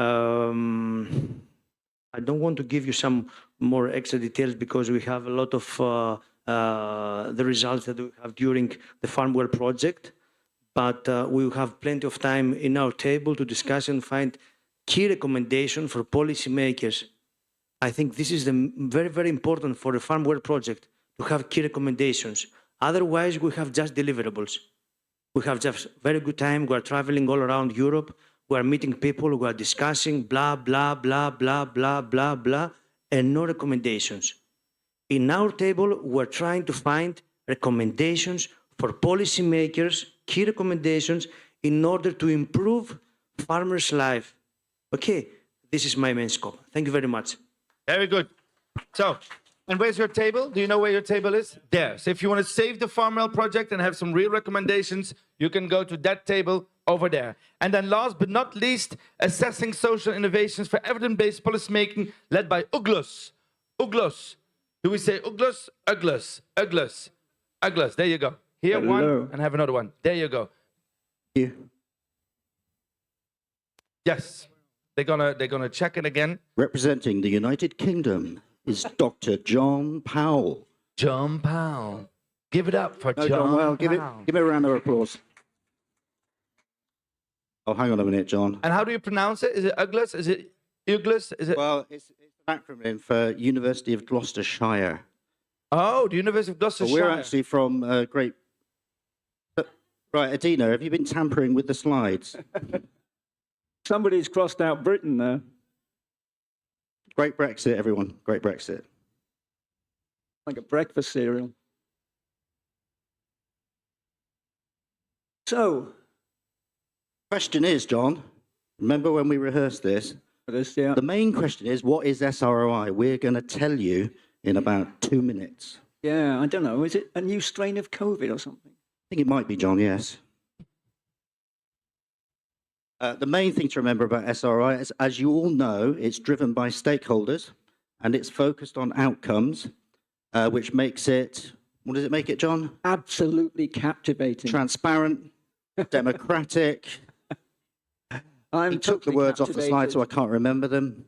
Very useful. It makes them very useful. Yeah, it does. Very useful. But what it really does, it captures all the life-changing outcomes that often get lost in the long grass. You mean, so this is grassroots social innovation. That's what he means by the long grass. We're down in the roots. But what's actually under the hood of SROI? A complete mess, John. That's what it is. I mean, what is it? I won't tell you what that is. But what it looks like is a large spreadsheet full of numbers, indicators, calculations, and general nonsense that John has to make sense of. So it's full of stakeholder-described outcomes.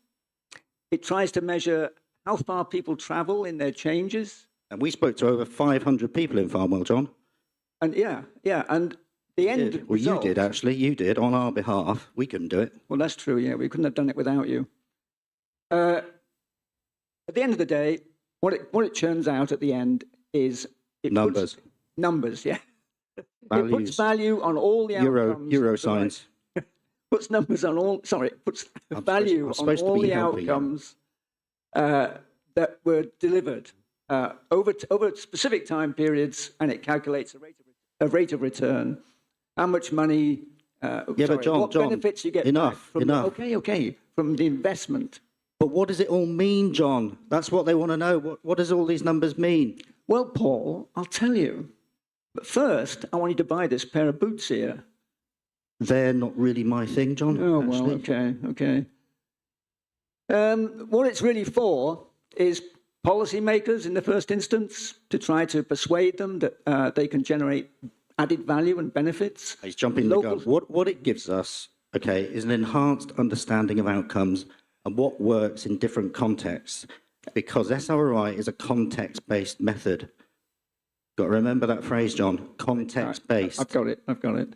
But definitely for policymakers, to try to persuade them that, if they invest more resources in these kinds of activities, these social innovations, they're going to add value. Also for local stakeholders, to tell them, to show them just what the value of what they're doing is on the ground. And even more important, for potential adopters of this kind of innovation. Absolutely. So it's all about helping policymakers, practitioners, stakeholders put the support where it's actually needed at the right scale and at the right time. Right. Isn't that right, John? That's right. And yeah, SROI. Hang on a minute. Remember how we rehearsed this? Okay, he's forgetting. The SROI has been a very, very interesting journey, hasn't it, John? It certainly has. Studying spreadsheets. For all of these people and for us. Yeah, fair for everybody. It's been a journey. It's been a learning experience. But for the two of us, you know, studying spreadsheets every night has certainly brought us closer together. It really has brought me and John closer together. Yes, it has. It has changed our lives. It's changed our lives, John. Yes. And we love it. We love it. We said that in unison. We love it. We love it. Yes, give them a big applause. Come and join us. Thank you. Amazing how much time and effort you put in this act. The University of Gloucestershire. You can also hire them for parties and other things. Okay, so now it's important that you go to your tables and really change, you know, the course of this project by giving real recommendations, by making sure that financially we are safe. Edina, can you tell us where are the tables now? Here, you can take this one.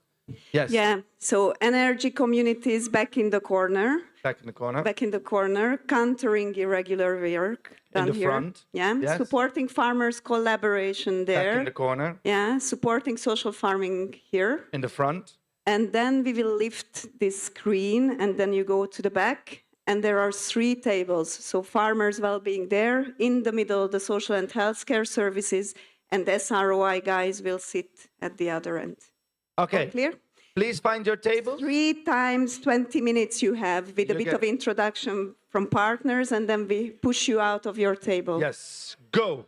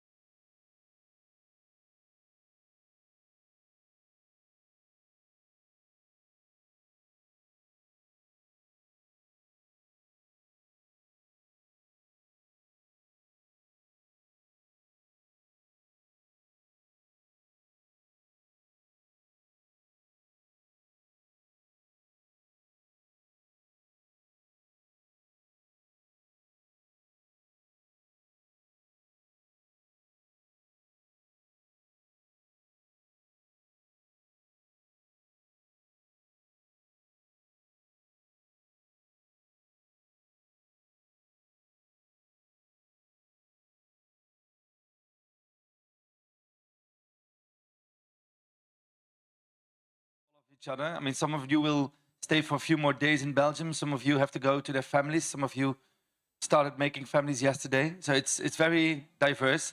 But we go now to the final part. It's about policy making, of course. What are the recommendations? What did we learn?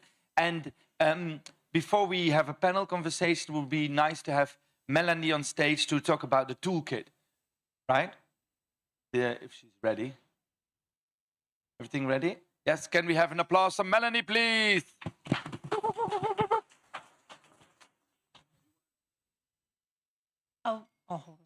Okay, it's not the most thankful job probably to be the first speaker right after lunch, but I'll try to keep you awake. I'm a farm advisor, and with my colleague Patrick, who is sitting there in the back, we work for the largest farmers union here in Belgium, and we are part of a team that tries to improve the entrepreneurial skills of farmers. And we see that well-being actually touches all aspects of a company, and so also of a farm. It's in the way that the farmer works with his family or his team. It's in the way that he organizes his work. And it's also in the way, I guess, how he sees a future for his farm. So advising farmers on all this is a very fulfilling job, we think. But back to FARMWELL. So the why, the how, and the what of FARMWELL. So there's a need to improve well-being of farmers, which is the reason of existence for FARMWELL. And how do we do that? We try to bring social innovation closer to them. And what do we offer with our projects to, among others, farm advisors and policymakers? We made a toolbox. And what does a toolbox look like for the visual people among us? This is a toolbox. And what did we put in the toolbox? More than 60 tools. You could say, how did you get to 60 tools? Well, throughout the FARMWELL project, we collected inspiring practices or social innovation from among different parts of Europe, and we collected all those inspiring practices in a database. And we took 12 of those inspiring practices and we really dived into them within each country. So we learned all about them, and it's about those 12 inspiring practices that we made our tools. And what does this toolbox look from the inside? Well, it's a very neat toolbox, as you can see. What do we have in the toolbox? So about these 12 inspiring practices, we wrote inspiring stories on them. We made a documentary, as you saw one of those this morning. We made policy recommendations. We tried to measure the impacts. If you follow the World Café, SROI has no more secrets for you. And we did pilots in each of our countries on these 12 inspiring practices, and we wrote a pilot report about it. So our toolbox, of course, is not a physical toolbox. It's an online toolbox, and we present it on our website in the shape of a matrix. And why a matrix? A matrix is very handy. For example, if you want to dive into one of those 12 inspiring practices, like empowering female farmers or building communities or learning more about care farms, you can see all the tools about this inspiring practice. But if you are specifically interested in how to do a pilot in your country, you can look at all the pilot reports on the different inspiring practices. So it works in two ways, and it looks like this. So on the one hand, on the rows, you have all the inspiring practices. On vertically, we have all the methods that we used. And in real life, it looks like this. But it's much larger, as you will discover on our website. Also, we made a number of explanatory short films to explain about what is a toolbox, what is FARMWELL, what is SROI, what is a pilot, and we talked about all these inspiring practices. There was a lot of tears and very much sweat in recording those movies. Some of you will remember it vividly, I'm sure. And this is our toolbox. So I would say, please discover it. And to all the farm advisors and policymakers and all of you, I would really say, check it out and promote it to everybody so that we can bring social innovation closer to farmers and hopefully improve their well-being. Thank you.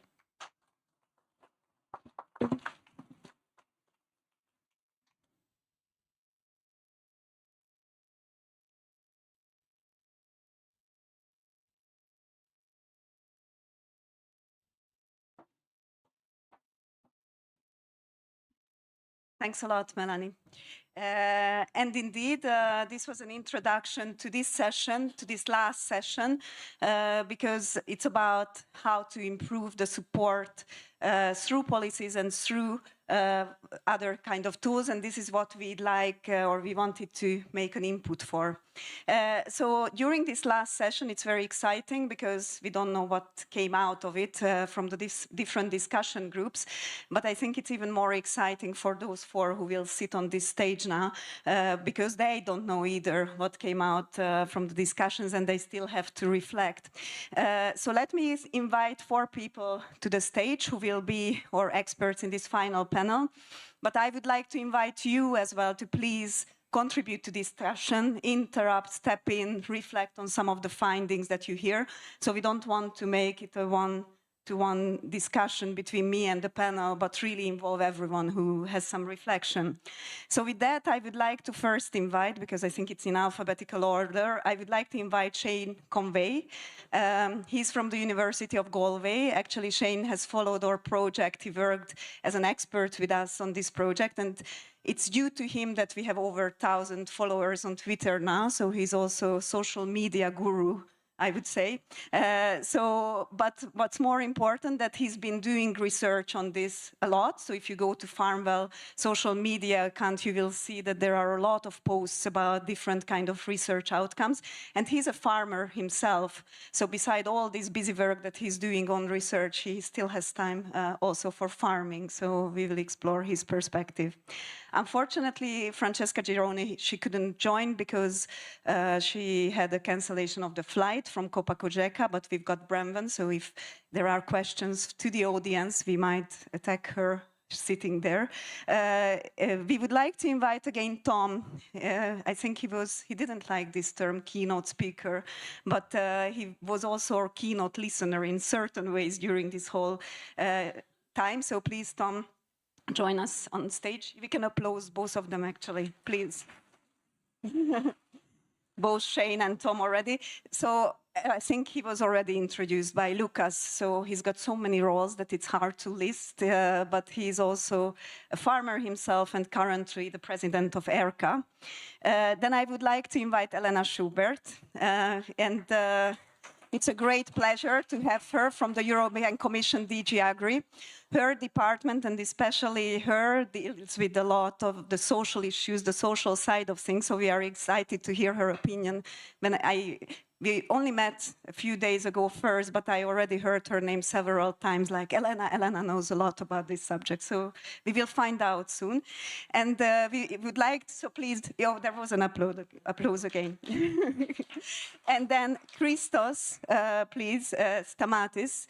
He is the head of the cooperative Stevia Hellas, and he's also a project partner, so he's representing farmers' interests again.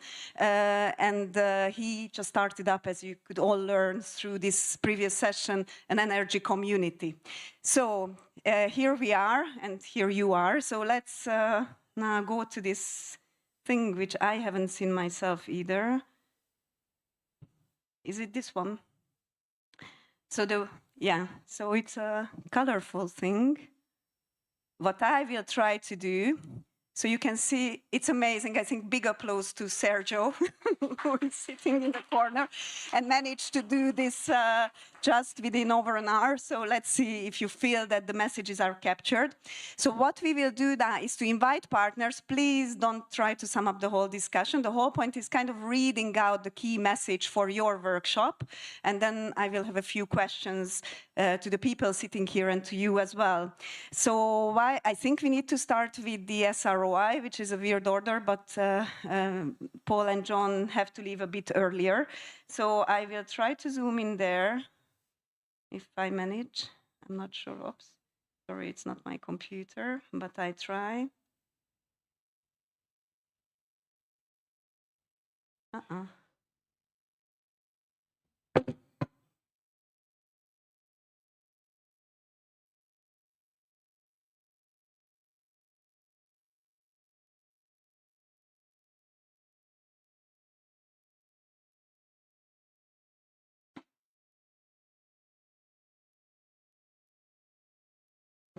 So yeah, it's basically written there actually.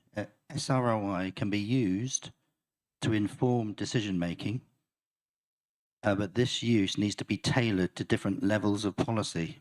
So if it was going to be used by the Commission, for example, I don't know exactly what they would need. I think Tom probably knows more about this than me, but for example, they might want to distinguish between cost savings to the state and general social value. They might want to distinguish between value that's created for education, for health, for social services, for agricultural services.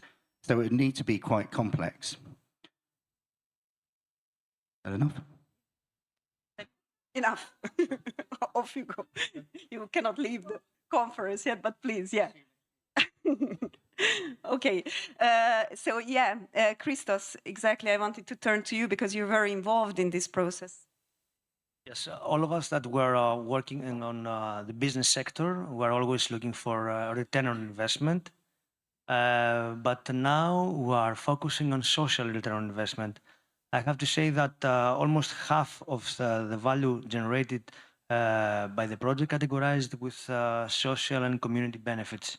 And if I want to give you some numbers, every euro invested in our project generated almost 3.5 euros in social and economic well-being benefits.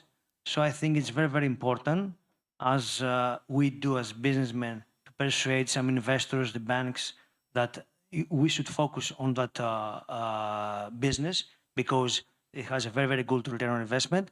This is a critical tool to promote it to legislators and policymakers, that there's a very, very good ratio of social return on investment, and they should focus on.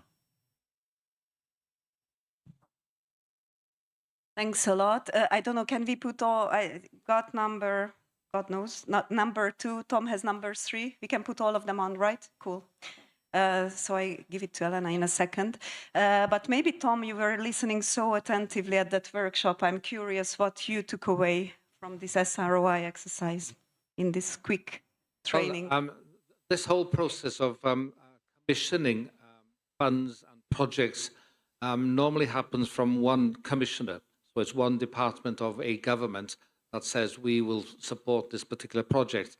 But the benefits will be multi-departmental, and it's about persuading the other departments that actually this euros invested by a colleague department will help your health department or your education department, and you have to buy in, therefore, to that collective understanding of the original investment, and to be a part player in the whole process of how this project works. And this FARMWELL has had this SROI with it all the time. It's not been perfect because COVID obviously made a difference to the actual ability to go and meet individual organizations in their own workplace. But I think this is going to be the future. It's very much an American theme initially, but any commissioner will want to see value for money, will want to be able to demonstrate to the auditors and to the political masters that actually what they've spent money on will be a return and value for money. So this process will improve, will become hopefully more sensitive to small organizations, because that's the danger, that the gathering of statistics will be something that organizations say, oh, I can't do this, I don't want to do that, I've come here to help people, not to fill forms in. So it has to be streamlined. But I'm sure we need to move on from that process as well to be able to identify how we help people. Because if we are dealing with mental health issues, how do you price that? How do you sort of measure how many people have actually had their lives saved, have their lives turned around? So actually trying to quantify that is not a very easy and it's a very sensitive issue. But at some stage, I'm sure funders will be asking for evidence to say that this particular way of helping people is the best way. Thanks a lot. So SROI being important in terms of being able to quantify. And just to say that Melanie showed the toolbox, that's one column, the SROI. So if you want to dig deeper into this, you can hear the lecture from Paul online about the SROI method and how to apply it. What I will do that I will call not all four of you for all questions, but if you have any reflections, then you just grab the mic, both of you. Okay, Elena. And can I start? Well, for me, this is a major question. Social return of investment. We are talking about people. We are talking about human beings. So this is the measurement of the progress of the society. How we are as a society. Are we able to help people who are in the situation of vulnerabilities? I was impressed by social farming project examples, where you showed that you are able to provide services where state has very often failed to fulfill its function of including these persons into the society. And for me, what you are doing, it's not only helping those people, you are basically empowering these people because you are equipping these people with the life skills that I believe that, for example, the Hungarian colleague, Hungarian farmer with the social farm, I was really touched by his description that he's taking into his farm persons who are drug addicts, persons with disabilities, with mental health issues on the farm. He's giving him those people a chance to be included into the society, to get a remuneration for what they are doing. And perhaps these people will spend, I don't know, 1 year, 2 years on his farm. And then those people will be able to be included into the regular labor market. And so what is the price for it? For me, we cannot even express this, what he is doing, in money. He is doing basically the maximum what a human being can do for another human being and for the society as the whole. And just to finish, that's the reason why CAP, for the first time in the history, apart from economic and environmental pillar, does have a social pillar. We are talking about social sustainability as the third pillar of CAP, and this is why it's important. So I want to really thank you to all of you who are doing this job.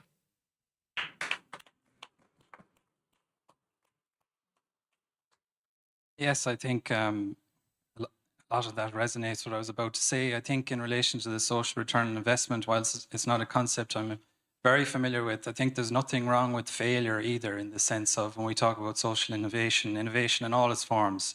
In order for innovation to work, you have to take risks. And even when in relation to funding, whilst it may not be obvious with one particular pilot project, for example, over the course of 12 months, the social return investment will have instilled some greater value in the mindsets of people.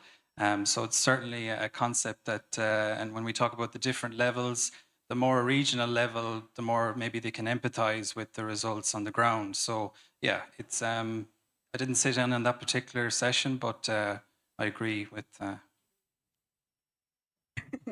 Okay, very good. Thanks a lot for reflections. Anyone who wants to share some thoughts on SROI or how you felt about it? Or I don't know if, Paul, you want to add anything to that? Or you're off? If not, let's move to the next message because we are a bit tight on time. I kind of thought that table 4 and table 1 had a bit similar messages. So I think if Lise could also come up and because I think it's both kind of around healthcare. So if we could first take the mental health workshop. Thank you. Yeah, we talked about an integrated approach to improve farmers' well-being. We collected a lot of initiatives that could give a contribution to this integrated approach. And then we also talked about how can we get this integrated approach funded? What can policy do? And the conclusion is that an integrated approach, it requires different initiatives and supports from also departments of agriculture, but also departments of health, departments of education, employment. And in order to get their support and their initiatives, it's important to raise awareness about the problem of mental health and start communicating about it to all these different stakeholders. Thanks a lot, Liz. So a lot about cooperation between different ministries. And I think Group 4, maybe it was Group 4 who came up, I think, with similar messages of this interdepartmental cooperation, but maybe I'm wrong on that. Okay, let's come back to that separately. Yeah, thanks. So any reflection on that? Because I think it's a big challenge how different ministries or sectors collaborate, whereas I think it comes up during the whole process that it's very, very important. Maybe, Elena, we can start with you and then Tom. Yes, I can confirm that we in the European Commission seems that we have not done anything wrong when we chose a very comprehensive and very integrated approach when we were preparing our communication that is called a communication on a comprehensive approach on mental health. This communication has been adopted very recently, I think in June this year, and it entails a list of actions that are required from all the Commission departments across the Commission to improve the situation of mental health in the European Union.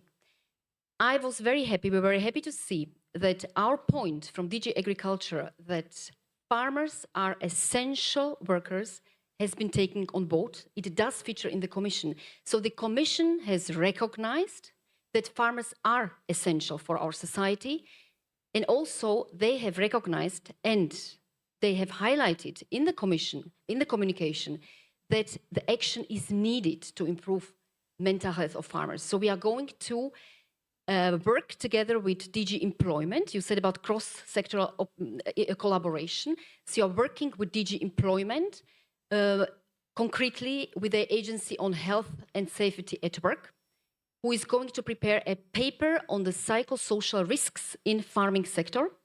We will see what the conclusions of this paper will be, and based on those conclusions, we will see what further action is necessary.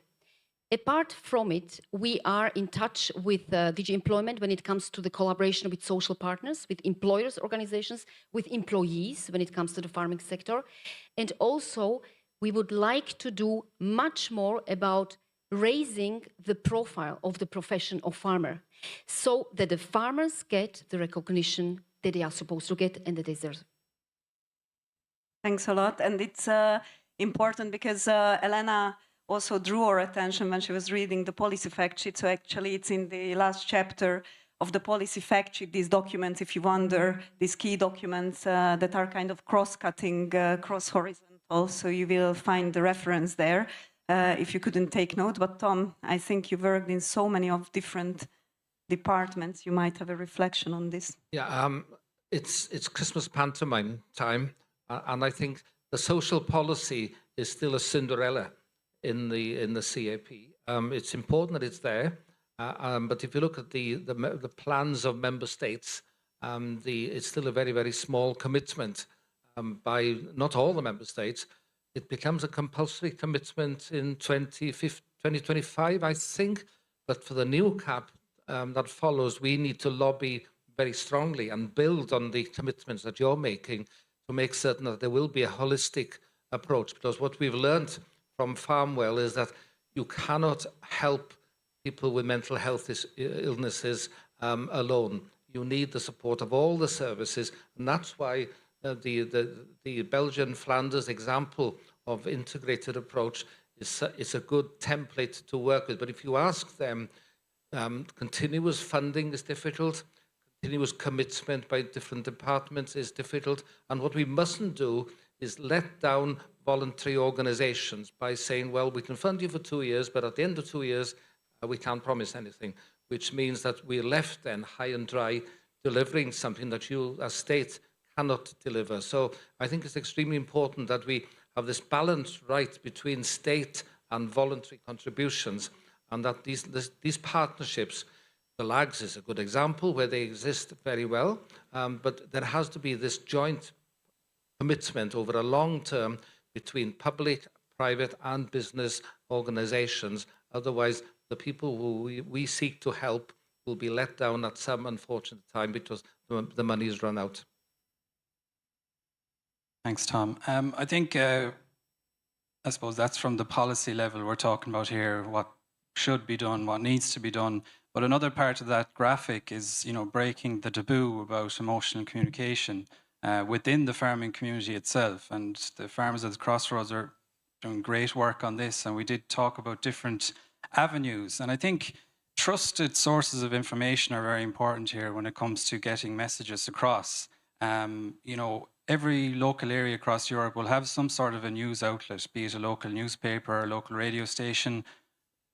Each week there might be a slot for a farming section, there might be a slot on the radio each week. It's to engage with the local media to build that trust and to build a greater kind of, in a safe setting. So we can talk all we want about, what needs to be done, but like giving farmers a voice to be represented, but also to give FARMWELL, for example. But we have to look at the age demographic as well of the European farming population. About a third are over 65. And in a lot of cases, they're the most vulnerable. They're the harder to reach group. So to really engage, to think about how they are getting their sources of information could be an approach moving forward.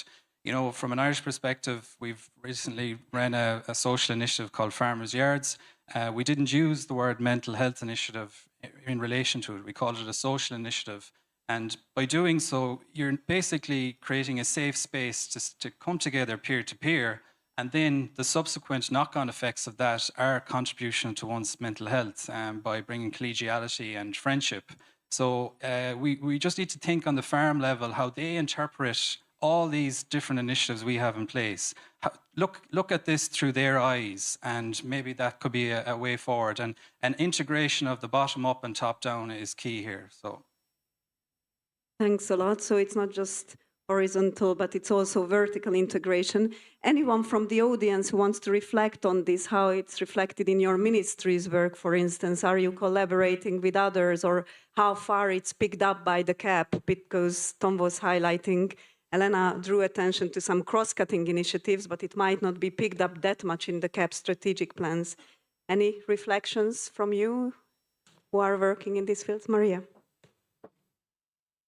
Sure, thanks, Edina. I've been involved in the strategic plan for Greece. I mean, the axis, in the AKIS axis. For Greece, I mean, it didn't went well because we could have dig deeper in the AKIS system, and maybe it's an idea that we kind of embed within how the AKIS is going to work in the future by considering all these aspects and use the AKIS in order to promote also health, mental health issues, and create a curriculum for young farmers that enter the CAP. Unfortunately, you're right. It is there, the pillar, but it needs more attention, I think, at least for the Greek case. Thanks. Thanks a lot, Maria. Any other reflections from you on this, how it's happening in your countries? No, not yet? Okay. I would like to switch now to the scare farming message, because I think it's somehow very similar. If you see behind our panel, then it really highlights agricultural health and societies. I think we are talking a bit about the same topic. So anyone from that group, the social care farming group, who could present their message? Yeah, Hanna.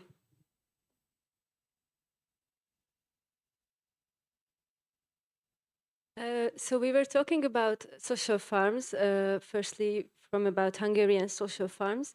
And a social farm means that the agriculture, the health, and the society needs to be connected. It needs to be together. It works together. But we don't really have an exact framework for that legally.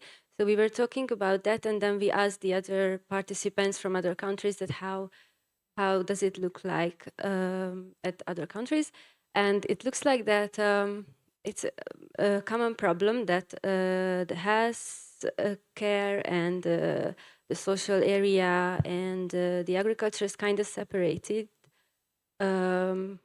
So that's why, despite of the fact that farming looks like a really good solution for these common things in Europe, like there's a lot of elderly people, disabled people, and homeless, and it seems like a really good solution, like connecting these areas together.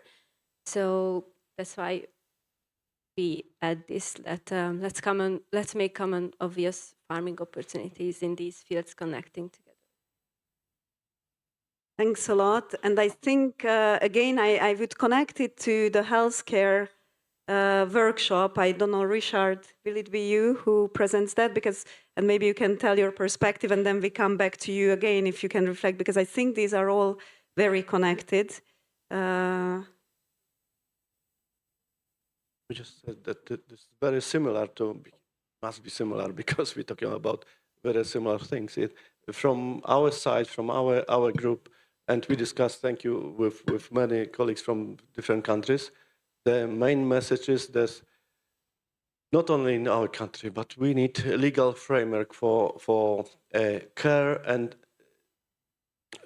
this type of activities. So farmers should know what is the framework for the activity. Generally speaking, they are out of the system, and it's more difficult to finance them. Paradox is that it's easier from the European Social Fund than from national sources for healthcare or for let's say social money. We know that it's really difficult to do this kind of services as a commercial service for the end client. Yeah, so legal framework helps us to go further. That's what we agree in our group. Okay, thanks. Thanks a lot, Richard. And I think, yes, indeed, this health, social, and if you'd like, agricultural, rural policy, the connections are very important. So I don't know if you have, I remember the colleague I remember at the first moment when I made people stand up, you were, I think, the only one who stood up for social services, no, or healthcare services. Yeah. Do you want to add anything to this finding, or how you see the connection? Sorry to spot you in the crowd, no pressure. And you were the first participant as well in that group. But it's, oh my God. I was working as a social worker in a community in Belgium, and I recognized the things in Poland, so social care and social in rural area, and also the elderly homes, and the elderly people are coming more and more elderly. So we have to switch. Not every elderly can go into a care home, so we have to take care of them as long as possible in their homes. Also, the people in West Flanders, region West Flanders, yes, keepers. We have in the community some shops where disabled people also are working. So it's like the same. They are included in the community.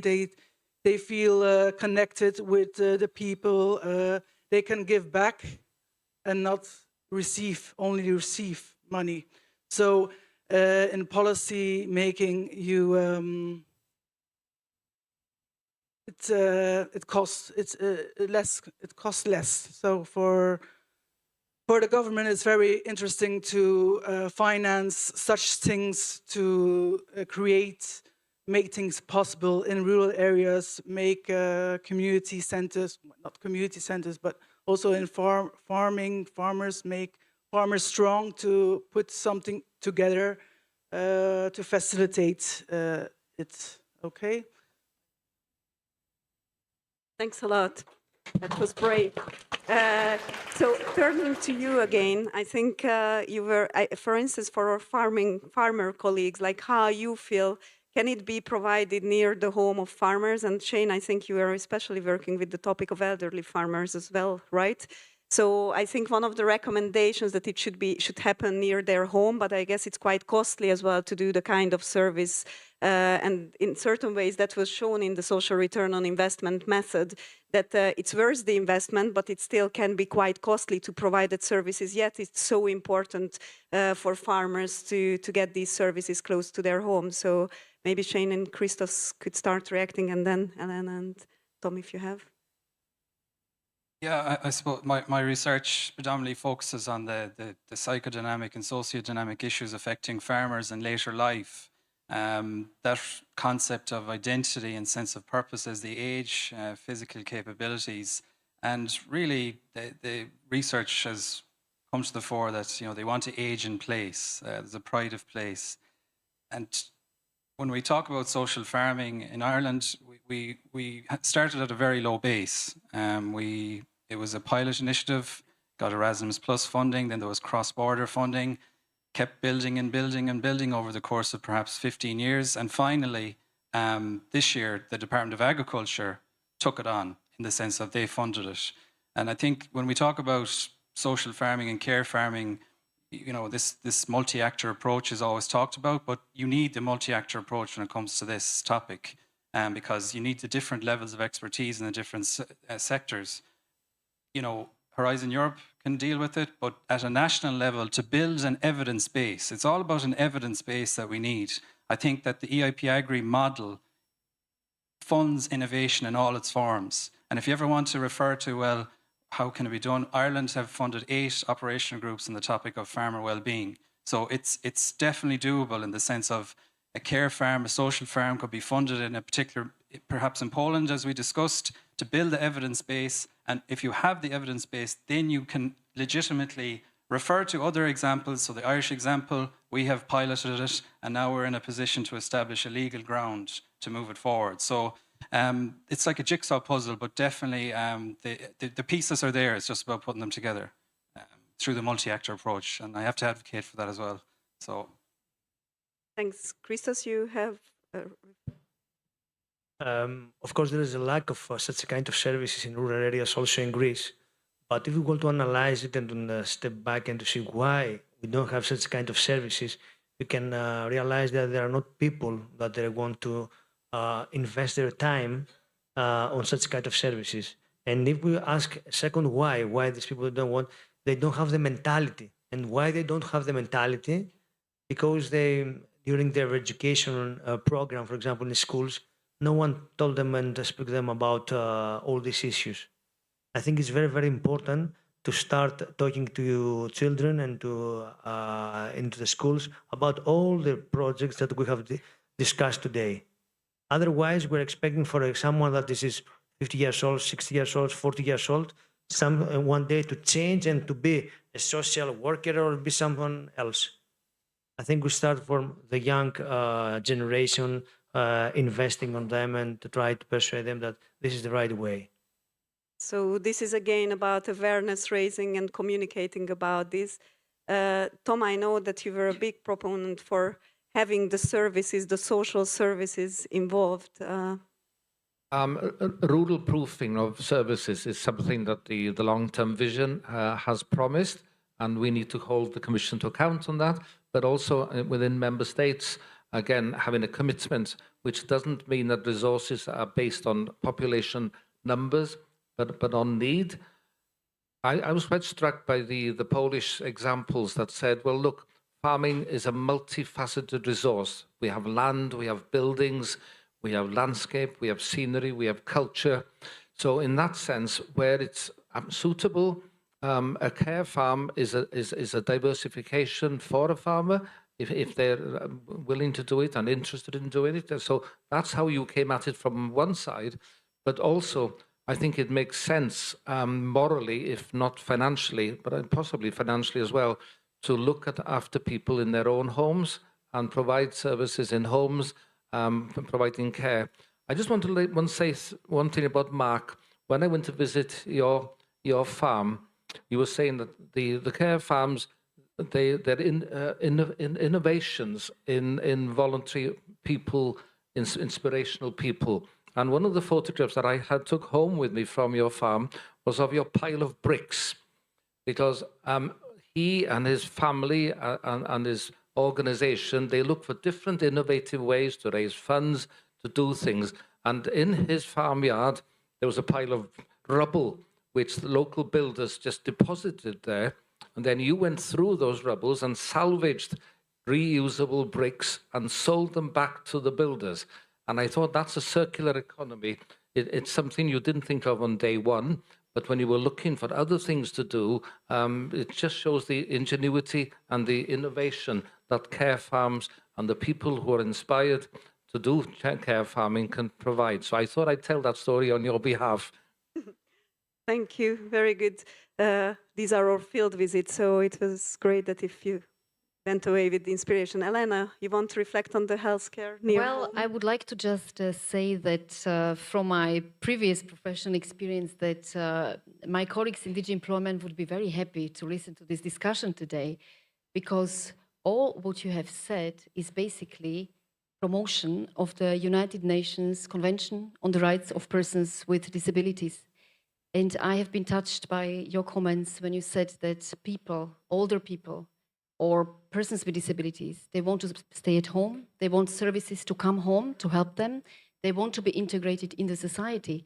And it's amazing that we can go cross-sectoral. I have not realized at the time when I was working for DG Employment and for employment issues that farming has such a great potential of inclusion of persons in vulnerable situations, and that you can build this bridge towards our legal commitments within the convention, but towards our human commitments, making the life of people in rural areas livable, to provide enabling living conditions for them. And indeed, we are also committed as the Commission within our long-term vision for rural areas, our rural proofing, to do so. And I'm happy to see that we really go cross-sectoral and we are able to build these bridges and to do it together in this way. Oops. Oh my God, I lost my screen. Okay, thanks a lot. I think we covered this topic, and it's a common topic. It seems to come up, this cross-sectoral cooperation and focusing healthcare near home. Farmers might have a special need and a lot of potential capacity. So that's a message already, very key. So with that, I would like to move, will it be you, Krista, who presents the cooperation? You want to add to that? Okay, that's good. I just want to thank you for the FARMWELL project, that we could go and visit Austria, and we could visit a farm that is a part of an Austrian green care program. And which I liked very much is that they use the CAP money not only to finance individual projects, but to finance programs that are not only that are longer than one period, longer than 7 years. They are financing the green care program through the cooperation measure, and it's a cooperation between institutions and farmers, and they are dealing with disabled people, with elderly people, with children with some problems. And it was really good to see how they use this money for not only individual investment, but overarching programs. Thank you.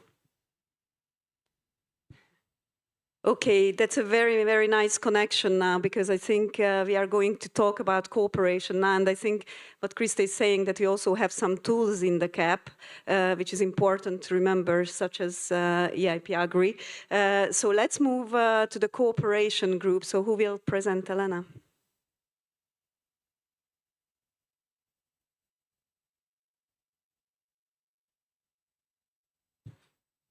I will.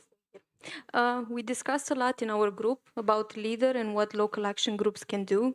We discussed about financial allocation, which sometimes can be too little. We discussed about administrative burdens and everything else, but the key message that got out from our session is the fact that social innovation or innovation itself needs time, needs space, needs skills to allow experimentation through co-creation. And it also needs an enabling environment that it's flexible and can understand and assess better the risk. Because as Shane was saying, social innovation also involves risk. So we need to allow people in rural areas or the local action groups to take risk, to implement projects that have bigger chances of risking, because also failure is important and it's a learning method. Thank you. Thanks a lot, Elena. So some reflections on that, how we could enable an environment that allows risk-taking. I think it's something that comes up so often. I can see, Shane, in your eyes that you have some comments on that. No, I suppose I'm delighted to see the leader logo there, because I think back in 1991, the people who devised that initiative, where their vision knows no bounds. If you read those 7 principles now, they're still so applicable as they were then as today. You can model EIP Agri off it. You can model the Smart Villages concept off it. So I think to align somewhat to leader, of course, will have its limitations. It's not as it doesn't have the stronghold it once had in a policy environment, I suppose. But no matter what rural community you go to nearly around Europe, leader will have funded something. And that awareness that actually leader can also fund the more social aspects. It's not just about funding a community centre, etc. So, this peer-to-peer learning, as I mentioned earlier, like leader can fund evidence basis for future projects. So I use an example in Ireland that under the last CAP, there was a lot of projects funded for environmental impact assessments. They got a consultant in, a rural community got a consultant in to carry it out. They used that document then to move forward another project under, say, EIP Agri, for example. So it's about, it facilitates additional peer-to-peer learning and networking. So networking is key. So yeah, maybe I went in circles there, but leader is important. Very nice. Elena, you wanted? Well, I would like to say about the risk-aversive behavior. I have had recently a very interesting conversation with a colleague working for the European Investment Bank, and she confirmed that when they see a big difference in the business behavior, when she compares Asian countries to the European Union countries, the young entrepreneurs in the European Union are more afraid to fail, are more afraid of taking risks, whereas in Asia, okay, if I fail, I'll try something else. And she was telling me we would need to do something in our educational system to change this behavior of, if I fail, I've done something wrong, I am a loser, or rather, okay, I failed, I learned from this mistake. Perhaps I become even stronger from my failures than from my successes. And this sort of mindset is missing here in the European Union. The second thing, what I would like to say is that about the leader, I heard it from Sean and I heard it from many people. I don't have experience on the ground, unfortunately, but I heard how great this is. Of course, I read also the report by the Code of Auditors that was very positive about leader. And I just would like to draw your attention to the fact that we will have a strategic dialogue that has been announced by President of the Commission, Ursula von der Leyen, starting from the January 2024. And you have a possibility, everybody, each of you in this room, to express your view about the future CAP. So I would like you to invite you to participate in this dialogue. Thanks a lot. That's a very, very important call for action for all of you. So obviously we have this range of tools like EIP Agri Leader, Smart Villages that we also listed in the policy fact sheet. So how we can use those? Tom, you want to add something on that, or? What I was going to say was there's a saying, if you want to walk quickly, walk alone. If you want to walk far, walk with other people. And I think this is all about the fusion of elected democracy and participative democracy. So within a community, if you want to do things which will last, you need to bring everybody in the community into that group of people from the beginning. You mustn't leave anyone behind, as your commissioner says. So I think the lesson has, and we've seen this in planning processes, where an entrepreneur has no time for committee work and doesn't want to play the communitarian role, and then suddenly finds that the community is against his plans for a wind farm or some sort of recreational development. Had he or she been in the process from the beginning, working with the community, explaining to the community what would be their benefit, there would have been a far better chance of getting that project through quicker. So we need to be working as communities, and the leader and the local action group's principles do just that. But sometimes there is still tension between the elected representatives within the community and those who are participative in that process. And we need to sort of just fine-tune that relationship because, as I say, decisions need to be made as local as possible. And I think, yeah, exactly. I wanted Christos to say a few words because I think you are kind of in your own network. You do this creating time, space, and skills. You deal with all these kind of different elements. I heard your discussion in one of the groups with a farmer how to do this. So. Okay, I will talk about education one more time because I have two daughters, 13 and 16 years old, and I saw from the beginning, since now they are working and focusing on competitiveness. For example, the school competitors, they are writing like this. No one will see what I'm writing, and not at all at teamwork. And they are not working on these soft skills that can be used in such a kind of projects. And I will say only this word, in order to remember it, we should start focusing on education and young people to learn them all these values. Otherwise, we are not to succeed. Very important point. This early awareness raising education, I think it's coming back and back again. Any reflections from the audience? From you on cooperation? No one? Okay, I feel some kind of tiredness in there, or just so excited to listen to the people who are sitting up here. But with that, I'd like to go a bit to the energy community group because it's somehow connected. So Maria, please.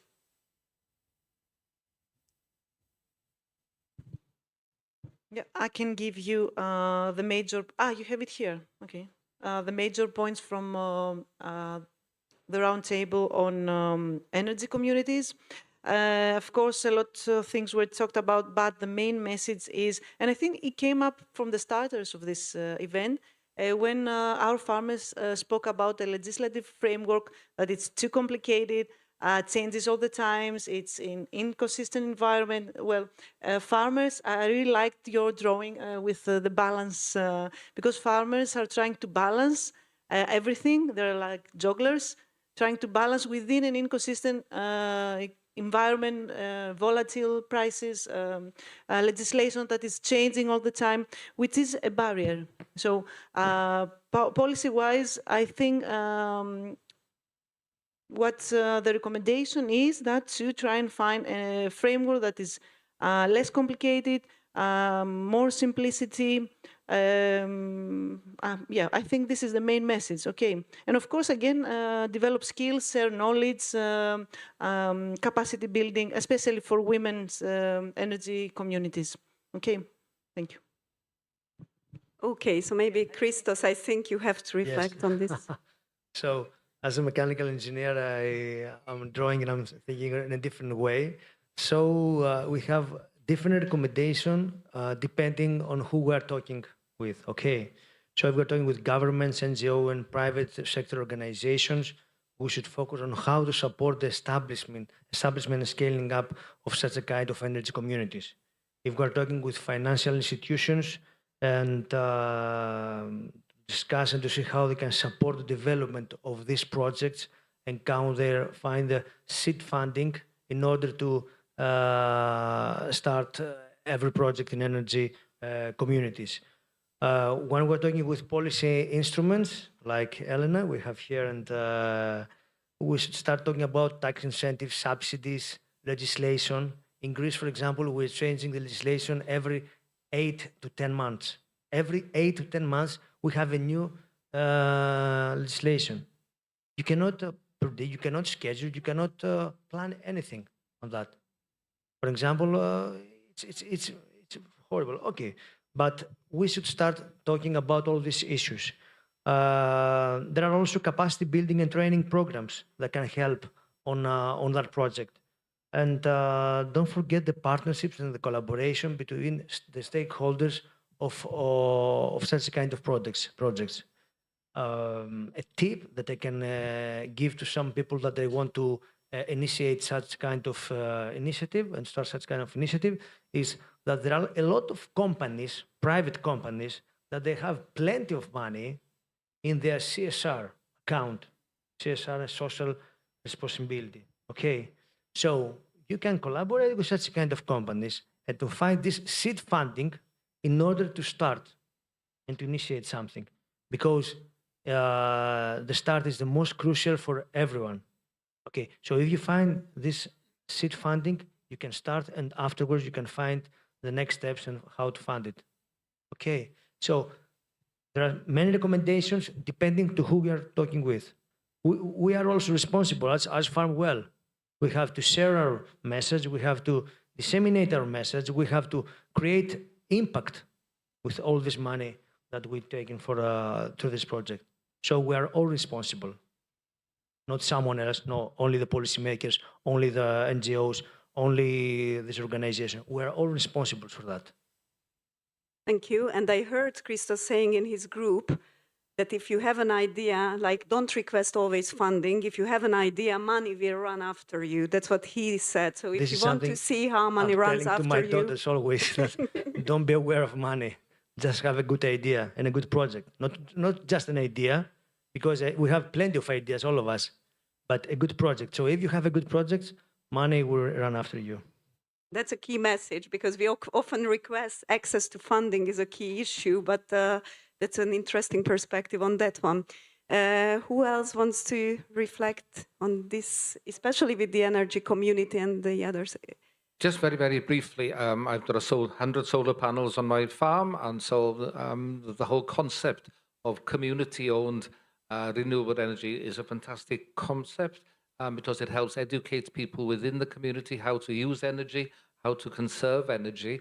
But my concern is that we're all going into it, and I enjoyed the fact that you have one vote per member, as opposed to sort of the biggest has the loudest voice.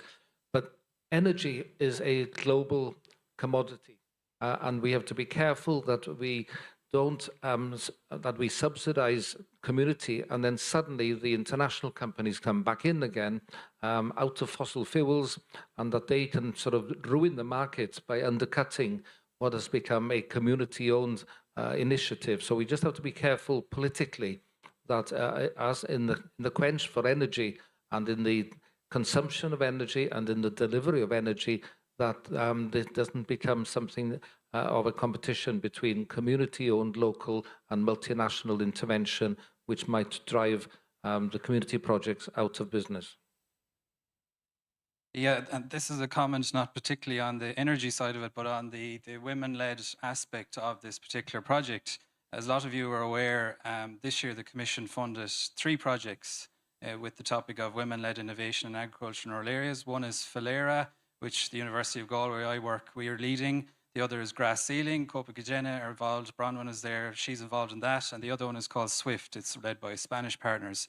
So I suppose this group epitomise everything that's good and everything that our 3 projects are trying to advocate and bring exposure to and illustrate as best practice. So I just wanted to commend that and also give a plug, I suppose, to them 3 very important projects. Not just because I'm involved in one of them, but it's important to do so. And it draws attention to Horizon that we work on, and these are other Horizon projects, Horizon Euro projects. Maybe not all of them, right? All Horizon Europe, the 3. All of them. Okay. Very good. I'd like to move on to the last group, so to give a little bit more focus till the end or towards the end on farm workers as well. So the Italian group, I think they are the ones who haven't spoken yet. Silvia. So can you put it there? Or should I take it? Can look for. So the discussion was really nice, and we all agreed that some of the conditions are international, let's say, so driven by market forces that then cause what now is the reality of irregular work in agriculture in Europe. So it came out that on the one side, there is mostly for small farmers a burden in administration and administrative activities, and sometimes to know better and know what are the opportunities they might have to hire people or manage different type of contracts in different member states. It is really important to have access to those informations. And so another word is education, because we thought it emerged that the education of the farmers and have people that might help them in order to understand what they could use and or why. The fact that also the social conditionality wasn't known by everyone, it means that we still need to work on education, dissemination, and awareness, and then also awareness about the EU and national regulations themselves, which they should be simpler and more accessible in order to be understood and applied, and in order to prevent those dark and corners where then it's easier to break the rules. Thank you. Thank you, Sylvia. So any reflections on that? And of course, the social conditionality. Yeah, Helena. Yes, well, I would like to say that we in the CAP, working with the CAP in the European Commission, are all very pleased that we have introduced social conditionality. Social conditionality is in the CAP 2023-2027. We have not introduced with social conditionality any new legislation. We have only linked CAP payments, and I'm talking about payments from the first pillar, direct payments, and the area-based payments from rural development interventions, to the already existing legislation in the area of social and labor policies, legislation. This legislation is implemented in member states via directives. So it's not implemented via regulations. It's not directly implemented. So every member state chooses its way how to transpose this legislation. Some member states, for example, when they do checks, they are performing it via labor authorities, some via other authorities, some do it via awareness-raising campaigns. So we are aware of the fact that social conditionality will be as strong as the labor checks are efficient and strong in the member states. So it really depends on the implementation in member states. And this concerns the directive on the workers' conditions and some of the legislation on health and safety at work. And the last point that I would like to mention is that we are now in the process of drafting a study on workers' conditions. It's not yet finalized, but this study will be also a very good source of reference just to see what is happening in terms of the agricultural force in the EU. And I would like to also praise 4 member states that are already implementing social conditionality in this year, 2023. It is Italy, Luxembourg, France, and Austria. And those member states will be followed in 2024 by Spain and Portugal. In 2025, we are expecting all member states will have implemented social conditionality. Very important message, and I think some homework for people here. Yeah, Tom, and then. Well, the whole concept of FARMWELL is about finding measures and resolution to stress on farms. And farms, as you've indicated, are very, very dangerous places. And Alicia here in the front has been leading on a thematic group on skills and education. And I think one of the points that I've been making there is that you're only as strong as your weakest link. So when farmers engage with health and safety issues on the farm, they need to include all their employees. Everyone on the farm has to have the same standard of training. You can't just train the lead farmer and then expect that person to pass it on to everybody else, because the mistakes, the accidents will happen because the least experienced has made that mistake, and the one who's had the least training will be most vulnerable. So it's extremely important that the whole farm team is involved. Thanks, Christos. Elena. Recently in Greece, I'm in touch with the UN High Commissioner for Refugees, and we're implementing a program because, as you know, Greece, like Italy, we are the European border, so we have a lot of refugees and immigrants in our area. So we're implementing a project where we're going to work with refugees and how we can integrate them into our society and our system. So we're going to work with refugees that can work in our farms, not only as workers, but also in some bigger institutions or like cooperatives. We're looking for people for our offices, because don't forget that 40% of the refugees coming in Europe are well educated and have secondary education level. So we are working on them, and we're going to take them out of the refugee camps. So we're going to install them in the cities and in the areas, in specific houses where there are some communities of, for example, if they're Muslim, with some other Muslim communities to be together and to feel like a small community. And we try and we write down how we can support them in order to stay, because we don't want to pay some money as a state, as Greece, and after 1 year, all these people travel to Germany, to Belgium, to the Netherlands, or whatever. We want to keep them in our area, but we're trying to find the best way. That's why we're implementing this pilot project in order to integrate them to our society. Thanks a lot. I think it's a very, very interesting initiative and very important indeed. It shows that although we worked on specific topics in some countries, these are really cross-cutting, I think, kind of all of them. We just focused in so that we can draw some lessons from that. So I think we are approaching towards the end of this session. So I think you can see a colorful drawing which will be shared, and you can, on the way home, still read the small fonts and letters in there. I'd just like each of you maybe to close this session, if you could just tell one word about what you take away, what you might do next from this meeting, just very briefly, 2 sentences. What was the biggest inspiration for you just to close that meeting? You didn't expect that, right? So, so who wanna start on that? You've got half a second. I can start. Okay. I think that within every member state, we have tried something that works, and in another state we can learn from. I can definitely say that from talking to people, there might have been some things in Ireland that I mentioned that, you know, raised an eyebrow that actually has happened there. And likewise with other member states, I've heard things being said and I'm like, oh my God, how have we not? So I suppose the exposure brought to these different initiatives is something that's most certainly something I'll bring home and disseminate amongst my peers in an Irish context. So definitely it was a real learning process. So thank you. Thanks a lot, Shane. Tom. I came up with the phrase yesterday that farmers are not just for Christmas, and I think the message I have therefore is that the process of looking after our farming community, giving farmers dignity and giving them the help they require is a long-term process. By the end of this project, we've learned how to do it. We had the workshop yesterday morning about how to interview a farmer, how to speak to a farmer, how to take the farmer's mind away from a problem through culture and sport and other things.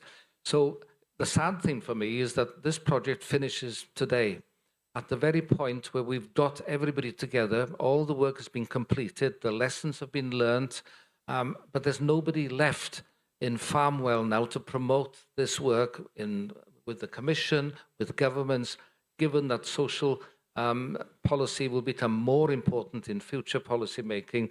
We should be taking this work to other platforms and promoting the lessons that we've learned. And that's the sad thing. I think that it just ends at the point where you've got to your conclusions. Thank you. I commented earlier about and talked about education. So I will end up with education, because knowledge is power, and don't expect everything and anything from the school or from someone else or from EU policymakers, blah, blah, blah, all these people. We have our personal responsibility. For example, as a father of 2 daughters, I'm always focusing on them and telling them and trying to educate and give them something extra that they cannot take it on their school. We can do such kind of things in our community level, where always we should start spread the news, what we learned here. For example, when we come back, we're trying to gather some of our farmers and discuss what is happening in EU level, in Belgium and with other countries. And let's focus on our personal responsibility, because it's very, very easy to say, oh, it's not my problem, it's EU problem. It's the CAP's problem, someone else's problem. No, it's our problem, and we should focus on that. Merry Christmas.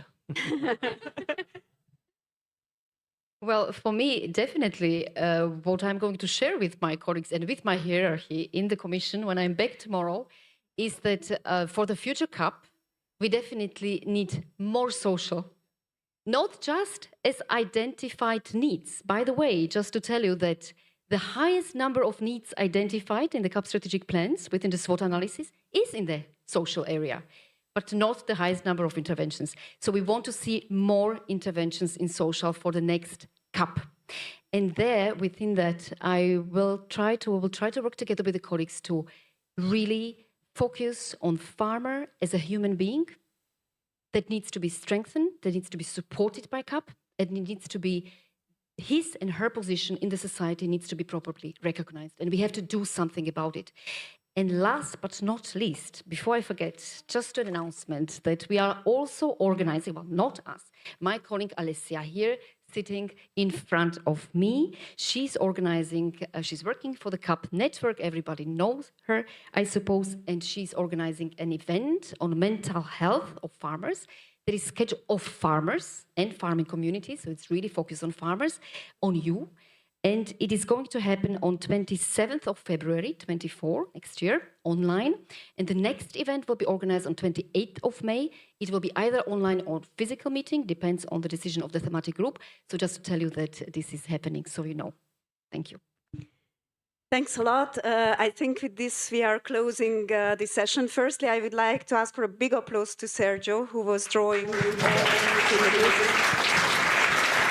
And then obviously a huge applause to the panel that we made sit here for the platform. That's Shane, Tom, Elena, and Christopher. Thanks a lot for this session and for the closing. I start to pass back to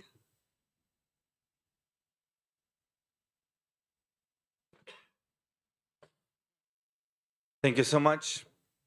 Thank you. So Edina asked me to do a closing. It's going to be very quick. This was it. No. But look, a lot of people had a lot of work for the past 3 years. This project started in Corona, in COVID, which was terrible because if you meet each other first, you get to sniff each other, know each other, and then it's easier to love and work together. If you don't meet each other live, then there's a distance. And the funny thing is, the more we came together by the end, the more people actually get to know each other. And if you would have 3 more years, I think we would have continued more like a family. But at least we end in love. I really like that. And I was wondering, Edina, for you, because this has been a project that you started, fought for, was rejected, then redid again, then fought for again. What is for you next? Because now this is finished, except for some time off and maybe crying in a corner somewhere.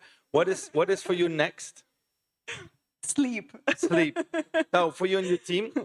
No, of course, I have a few words to you as well. That I mean, it's been a... You can stand in the light. Come here.